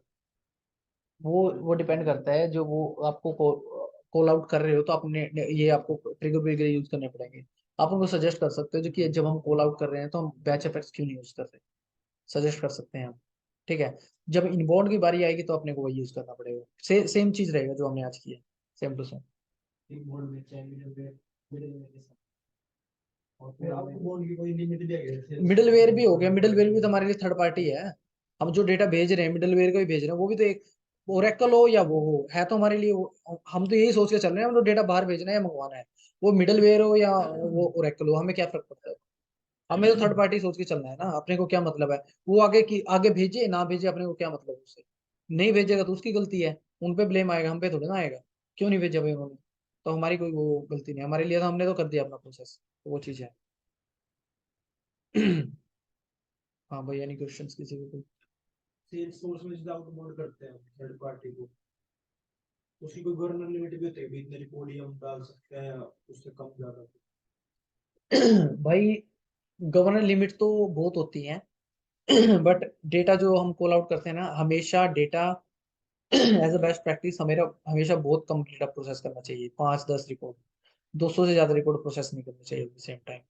क्योंकि 24 घंटे के अंदर ना अपना 100 कॉल आउट से ज्यादा नहीं कर सकते, मतलब ऐसा होता है पर ट्रांजेक्शन आप 100 कॉल आउट से ज्यादा नहीं कर सकते। 100 कॉल आउट ही करना है, कॉल आउट का मतलब है जैसे आपने फॉर एग्जाम्पल, अब मैंने देखो एक सिनेरियो बनाया है यहाँ पे, मैंने बोला कि मुझे एक एक रिकॉर्ड भेजना है। अब मैंने यहाँ पे डाल दिया फॉर लूप डाल दिया, मैंने डाल दिया ACC, मैंने ये डाल दिया यहाँ पे, और यहाँ पे ये सब डाल दिया मैंने, और इसके बाद मैंने बोला मुझे तो एक एक रिकॉर्ड को भेजना है। मैंने एक एक रिकॉर्ड को भेज दिया, एक एक रिकॉर्ड को जेसन में डलवाया, और इस जेसन को मैं भेज रहा हूँ। एक एक रिकॉर्ड को मैं एरे को नहीं भेज रहा, वन बाय वन भेज रहा हूँ। अब मेरे पास यहाँ पे 500 रिकॉर्ड आ गए। अब मेरी कितनी बार घूमे गए? 500 बार। अब कॉल आउट कितनी बार गया? 500 बार। तो डेफिनेटली गलत है। तो इसको फॉर लूप से बाहर ही रखो। एसओक्यूएल, डीएमएल, ये सारी चीजें, कॉल आउट वगैरह सबको एसओक्यूएल इससे बाहर रखो, कॉल आउट एक ही बार भेजो। ठीक है, तो इतना मत करो। ये सिनेरियो है। क्वेश्चन है भाई, किसी को कोई डाउट हो तो भाई, पता क्या, फ्रैंकली अभी पूछ लो भाई, क्योंकि बहुत ज्यादा इंपॉर्टेंट है ये चीजें। प्राग समझ में आ गया भाई? ठीक है, बाकी मैं रिकॉर्डिंग है, मैं यूट्यूब पे डाल दूंगा जी। ठीक है, तो आप लोगों को डाउट हो, कुछ भी हो, कभी भी हो, मतलब आज नहीं कभी भी हो, ठीक है, घर जाके देख लेना। बट मेरी एक रिक्वेस्ट रिक्वेस्ट है भाई, आप लोगों को जो जॉब लेनी है ना, और जॉब में सरवाइव करना है, ठीक है, तो ये आज वाली चीजें ना बहुत ज्यादा इंपॉर्टेंट है सबके लिए, बहुत ज्यादा इंपॉर्टेंट है। क्योंकि ये एक शॉर्टकट है, ये टफ नहीं है चीजें, ये देखने में, मतलब मैंने कोड बोर्ड लिखा है ना तो थोड़ा टफ लग रहा है। आप लोगों को कोड भी देखने की जरूरत नहीं है, जस्ट प्रोसेस समझ लो कि प्रोसेस क्या है। इंटेंशन बन गई ना दिमाग में कि प्रोसेस ऐसे है, इनबाउंड ऐसे होता है, आउटबाउंड ऐसे होता है। कोड तो अपने आप ही कर लोगे तुम। गूगल पे मिल जाएगा कोड तो यार, चैट जीपीटी पे मिल जाएगा कोड तो। आप लोगों को पता होना चाहिए चीजों का, कि चीजें चलती कैसे, फ्लो कैसे होती हैं। ठीक है, कोडिंग टफ नहीं होती, प्रोसेस समझना टफ होता है। और वो हम समझना नहीं चाहते। हमारी इंटेंशन क्या होती है कंपनी में, कि यार वहां पे तो कोड देखना पड़ेगा, यार यार वहां तो ये करना पड़ेगा, यार वो करना पड़ेगा। हाँ, कम्युनिकेशन स्किल्स मस्ट है, सबसे पहला है। दूसरा स्टेप मस्ट है कि भाई आपका कोडिंग स्किल्स बेसिक हो, बिल्कुल जीरो भी नहीं होनी चाहिए, थोड़ा बेसिक हो चल जाएगा। लेकिन मेक श्योर आपको प्रोसेस का आइडिया है, प्रोसेस क्या है, फ्लो का आइडिया है कि कंप्लीट फ्लो कैसे चलता है। इनबाउंड में क्या होता है, आउटबाउंड में क्या होता है, इनबाउंड होता है क्या, आउटबाउंड होता है क्या है। ठीक है। तो कोडिंग कोडिंग के आपको जस्ट ये पता होना चाहिए कि एचटीटीपी रिक्वेस्ट करते हैं। ठीक है, इतनी मोटी मोटी चीजों का आइडिया होना चाहिए, ज्यादा बेसिक डेप्थ में जाने की जरूरत नहीं है। ठीक है, डेफिनेटली हर एक बंदा गूगल पे जाता है इवेंचुअली, है ना, सबको गूगल के बिना किसी के सर्वाइवल नहीं है। तो वही है, फ्लो का आइडिया होना बहुत ज्यादा जरूरी है। तो वही मैं बोल रहा हूँ कि कल को इनकेस मैं अवेलेबल नहीं या कोई और अवेलेबल नहीं है, कहीं ना कहीं तो मत्था मारोगे भाई, भाई क्या है क्या नहीं है, जो भी है। तो वही है यार, शॉर्टकट है आज वाला, कोई बड़ा नहीं है, शॉर्टकट है। ये तुम्हारा 1-2 साल लग जाएंगे इसे सीखते सीखते। लेकिन आज वाली वीडियो तुमने कर ली ना, तो भाई तुम्हारा मतलब ये लगा लो कि बहुत कुछ हो जाएगा आज आज में। और अभी हमारा कंप्लीट नहीं हुआ है, मतलब ट्राई करेंगे कल को करने का। तो हमारा ये तो हुआ ही नहीं ना, एक्सपोज और कंज्यूम। एक्सपोज कंज्यूम नहीं हुआ, इनबाउंड आउटबाउंड हुआ है ना। जो आप लोगों को टाइम मिलेगा, दैट्स फाइन फॉर टुमारो। बिल्कुल होते हैं यूज भाई, बहुत ज्यादा यूज होते हैं। कंज्यूम का मतलब ये होता है, मैं बता देता हूँ, एक्सपोज कंज्यूम का मतलब क्या होता है। एक्सपोज का तो मैंने अभी बताया आपको, कि बैच अपेक्स, कि नहीं बैच अपेक्स नहीं, सॉरी। कंज्यूम का मतलब होता है कि थर्ड पार्टी वालों, हमें इनबाउंड करना है और कॉल आउट करना है, इनबाउंड और आउटबाउंड एक बार में ही करना है। वो इनबाउंड भी है और वो आउटबाउंड भी है। अब इसमें कंफ्यूज मत हो जाना विक्रम। क्यों? इनबाउंड एंड आउटबाउंड एक ही होता है। तो उसमें क्या है भाई, देख फॉर एग्जांपल मैं एक रिक्वायरमेंट है, जैसे सचिन की रिक्वायरमेंट आई थी अभी, कि एक हमें ना थर्ड पार्टी से डेटा लेके आना था, उन्होंने जैसे दिया था ना उसमें, कंपनी वाला ना एक एक साइट दी थी, यूजर ने पासवर्ड एंड पॉइंट यूआरएल दे दिया होता है। ठीक है, उन्हें देने के बाद हुआ क्या, भाई पूरा ना इतना डेटा भरा पड़ा है, वो डेटा कंज्यूम करके सेल्सफोर्स में लाना है, बल्कि तेरे वाले में भी था ना उसमें। हाँ, बिटगो वाले में। तो अपने को ना वो डेटा लेके आना है वहां से, है ना, जो थर्ड पार्टी के पास डेटा पड़ा हुआ है सिस्टम के अंदर, ऑलरेडी पड़ा हुआ है। अब वो रिक्वेस्ट नहीं कर रहे, वो कुछ नहीं कर रहे। अब हमारी रिस्पॉन्सिबिलिटी बनती है, अपने को क्या करना है, अपने को उनके पास कॉल आउट करना है, और डेटा लेके सेल्स फोर्स में आना है। अब कॉल आउट करना है और लेके आना है, करना है कॉल आउट तो कॉल आउट, लेके आना है तो इनबाउंड कॉल इन। अब कॉल आउट करना है भाई, हमें रिक्वेस्ट किया उन्हें उनको कि हमें ये डेटा चाहिए, और हमने खींच के सेल्स फोर्स में लेके आ गए। उसके लिए चलता है क्यूएबल क्लास, एसिंक्रोनसली। क्यूएबल क्लास क्या करती है, हम उसको स्केड्यूल कर देंगे क्यूएबल क्लास को, कि डेली बेसिस पे जाए, डेटा लेके आए, इंसर्ट करवा दे। हर एक 2 घंटे में, 1 घंटे में, 5 घंटे में, एक हफ्ते में, एक महीने में, एक साल में, जो भी है। तो उस हिसाब से हम क्यूएबल क्लास को शेड्यूल करेंगे। कॉल आउट जाएगी, नेम्ड क्रेडेंशियल्स यूज करेंगे, जो भी हमारा मेन कोड था कॉल आउट वाला वही यूज करेंगे। डेटा रिक्वेस्ट जाएगी एंड पॉइंट यूआरएल पे, और वहां से डेटा कंज्यूम करेंगे हम सेल्सफोर्स में, ऑब्जेक्ट में इंसर्ट करवा देंगे। ठीक है। तो पोस्ट रिक्वेस्ट या जो भी रिक्वेस्ट करें हम लेके आएंगे, वो होगी क्यूएबल क्लास, वो होगी कंज्यूम करना। कंज्यूम करके ला रहे हैं। अब हो गया एक्सपोज। एक्सपोज मतलब अब वो कंज्यूम करेंगे हमारा, अब वो कंज्यूम करेंगे। अब उन्होंने रिक्वेस्ट किया सेल्स फोर्स में, उन्होंने अकाउंट से डेटा उठाया और उन्होंने अपने सिस्टम में डलवा लिया। अब ये हो गया एक्सपोज। हम बोलेंगे कि वो दे आर एक्सपोज, ना they are exposing the data. ठीक है, अब बोलेंगे, वो बोलेंगे मतलब हम बोलेंगे we are consuming the data, we are exposing the, sorry we are exposing the data, we are consuming. Expose मतलब हम वो रिक्वेस्ट करके मंगवा रहे हैं, कंज्यूम मतलब हम लेके आ रहे हैं। ठीक है। अब ये चार पांच टर्म्स होते हैं कि consume, expose, inbound, outbound, call in, call out. ठीक है, विद मिडलवेयर, विदाउट मिडलवेयर। ठीक है, तो हर एक तरीके से हो गया। और ऑल्सो हम कॉल आउट कर सकते हैं using flow builder. Flow builder में आउटबाउंड मैसेज का एक ऑप्शन होता है। ठीक है, वहां से भी हम कॉल आउट कर सकते हैं। हमें मतलब it's a kind of straight forward, मतलब सिंपल कॉल आउट करनी है अपने को, ज्यादा कॉल आउट नहीं करनी है। ठीक है। ट्रिगरिंग पॉइंट देखो, हो सकता है ऐसा, हो सकता है कि हमें जो सिंपल थोड़ा बहुत डेटा भेजना है तो बल्किफिकेशन नहीं होता, तभी लोग प्रेफर नहीं करते फ्लो को। सिंपल एक दो रिकॉर्ड, मतलब मेरे ख्याल से एग्जैक्टली लिमिट तो मेरे को नहीं पता क्या लिमिटेशन होती है, बट कुछ लिमिटेशन होती है, तो हम उससे ज्यादा एक्सेड नहीं कर सकते, तो कोई लोग यूज नहीं करते। वो सोप एपीआई वो करता है, रेस्ट एपीआई नहीं सपोर्ट करता है फ्लो बिल्डर। फ्लो बिल्डर में जो हम कॉल आउट करते हैं, जो स्टैंडर्ड कॉल आउट होती है आउटबाउंड मैसेज से, तो वो हमारा होता है सोप एपीआई में, रेस्ट एपीआई में नहीं होता वो। तो उसके लिए अपने को वो देना पड़ता है विजुअल फाइल, WSDL फाइल होती है। मतलब सोप एपीआई के लिए तो विजुअल फाइल उनको देनी पड़ती है, तो विजुअल फाइल से रीड करते हैं। अब तो जेसन फॉर्मेट से प्ले कर रहे हैं, फिर उनमें एक विजुअल फाइल होती है पार्सिंग, जो पार्स करते हैं डेटा को। ठीक है, और वो XML ही सपोर्ट करती है बस। ठीक है, उस लेवल बाद में जाएंगे चलो। बट ये होता है, ट्रिगरिंग पॉइंट आपको रखना है बैच अपेक्स। आपको करना है बैच अपेक्स से कॉल आउट करना है। बैच अपेक्स फॉर एग्जांपल, अभी रिसेंटली हमने एक सिनेरियो किया था। हमारे एक पेरेंट अकाउंट था, एक चाइल्ड अकाउंट था, एक कंपनी था। ठीक है, एक कंपनी था और एक कस्टमर था। एक कंपनी अकाउंट था, एक कस्टमर अकाउंट था। एक कंपनी अकाउंट के मेरे पास कम से कम 20-20 हजार, 50,000, 50,000 कस्टमर अकाउंट थे। ठीक है। तो सिनेरियो ये आया, क्लाइंट ने बोला कि जब भी मैं चेक बॉक्स है कस्टमर कंपनी का, जब भी मैं ट्रिव करूँ ना, जो उसके चाइल्ड वाले जितने भी है ना, वो सारे के सारे डेटा मेरा वहां पे इंसर्ट हो जाने चाहिए डेटाबेस में, क्लाइंट ने बोला था। और 10-10, 20-20 हजार रिकॉर्ड थे। तो फिर हमने क्या किया, हमने बोला, वो बोला कि ऐसा होना चाहिए कि मैं कहीं ना कहीं फ्लो से कंट्रोल कर पाऊँ। मेरे को मेरे को वो करना है, मेरे को स्केड्यूल नहीं करना उसका बैच अपेक्स को, मुझे तब करना है जब चेकबॉक्स ट्रू हो और तब वो करें। तो हमने क्या किया, हमने फ्यूचर मेथड लिख दिया। फ्यूचर मेथड में भाई अनकमिटेड, वो एरर आ गया हमारा।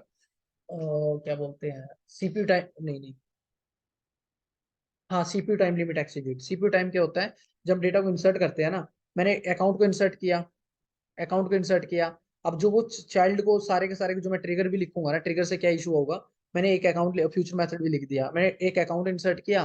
फिर मैंने एक ही बार में वो 10,000 या 20,000 अकाउंट को इंसर्ट अपडेट करने की ट्राई करेगा।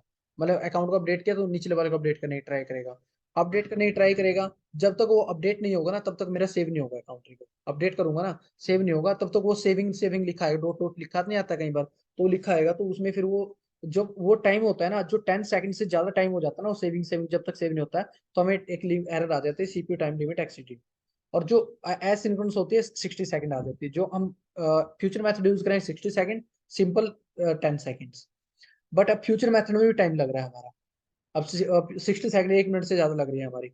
तो फिर उस टाइम पे हमारे पास कोई और अल्टरनेटिव नहीं है, फिर हम यूज कर सकते हैं flow builder with batch apex. तो एक बैच अपेक्स बनाएंगे, बैच अपेक्स के अंदर हम कॉल आउट करेंगे नेम्ड कनेक्शन वगैरह यूज करके सिंपली। तो उस बैच अपेक्स को एक सिंपल अपेक्स क्लास के अंदर कॉल करवाएंगे, जिसका एनोटेशन होगा @इनवोकेबल मेथड। इनवोकेबल मेथड ओके, एक मेथड बनाया, ब्लैंक बनाया, कुछ नहीं है उसके अंदर, बैच अपेक्स को डेटाबेस डॉट एग्जीक्यूट बैच करवाया कॉल, उसके पैरामीटर में डेटा पास करवा दिया। अब उसको इनवोकेबल मेथड को कॉल करवा लिया फ्लो बिल्डर के अंदर, और फ्लो बिल्डर में कंडीशन लगा दी, whenever it is true then it will send the data to this parameter, मतलब उसके कंस्ट्रक्टर में। जब पास होगा डेटा, तो उस टाइम पे वो बैच अपेक्स रिट्रीव करेगा रिकॉर्ड स्टार्ट मेथड से, मतलब जो भी कंस्ट्रक्टर से आया, रिट्रीव करेगा 10 के 10 हजार कॉल आउट को 200-200 के बैच में चलेगा। अब वो नहीं है कि भाई एक बार में फ्यूचर मेथड की तरह 10 सेकंड्स की तरह सेविंग करने की ट्राई करेगा, नहीं। वो 200 रिकॉर्ड आए, वो तो सेव कर देगा, बैच अपेक्स एसिंक्रोनसली चलेगा। ज्यादा लॉन्ग थ्रेड प्रोसेस होते हैं ना, बैकग्राउंड में चलता रहेगा वो, है ना। तो फ्यूचर मेथड में बैच अपेक्स में ये फर्क होता है। फ्यूचर मेथड बल्क रिकॉर्ड के लिए नहीं बना, बल्क रिकॉर्ड के लिए भी नहीं है बैच अपेक्स। तो तभी हम बोलते हैं बल्किफिकेशन होती है, तो बैच अपेक्स से करो आप। तो ये चीज होती है भाई, बैच अटैक्स अपने को यूज करना है इस सिनेरियो के अंदर। मल्टीपल वेज हमारे पास कॉल आउट करने, प्लेटफॉर्म इवेंट हो गया, और भी हो गया। हमारे पास एक होता है एसिंक्रोनस कॉल आउट होता है। ठीक है, एसिन कॉल आउट बोलते हैं जिसको, कॉन्टिन्यूशन बोलते हैं, कॉन्टिन्यूशन। ठीक है, कॉन्टिन्यूशन में एक प्रोसेस रिस्पॉन्स मेथड होता है।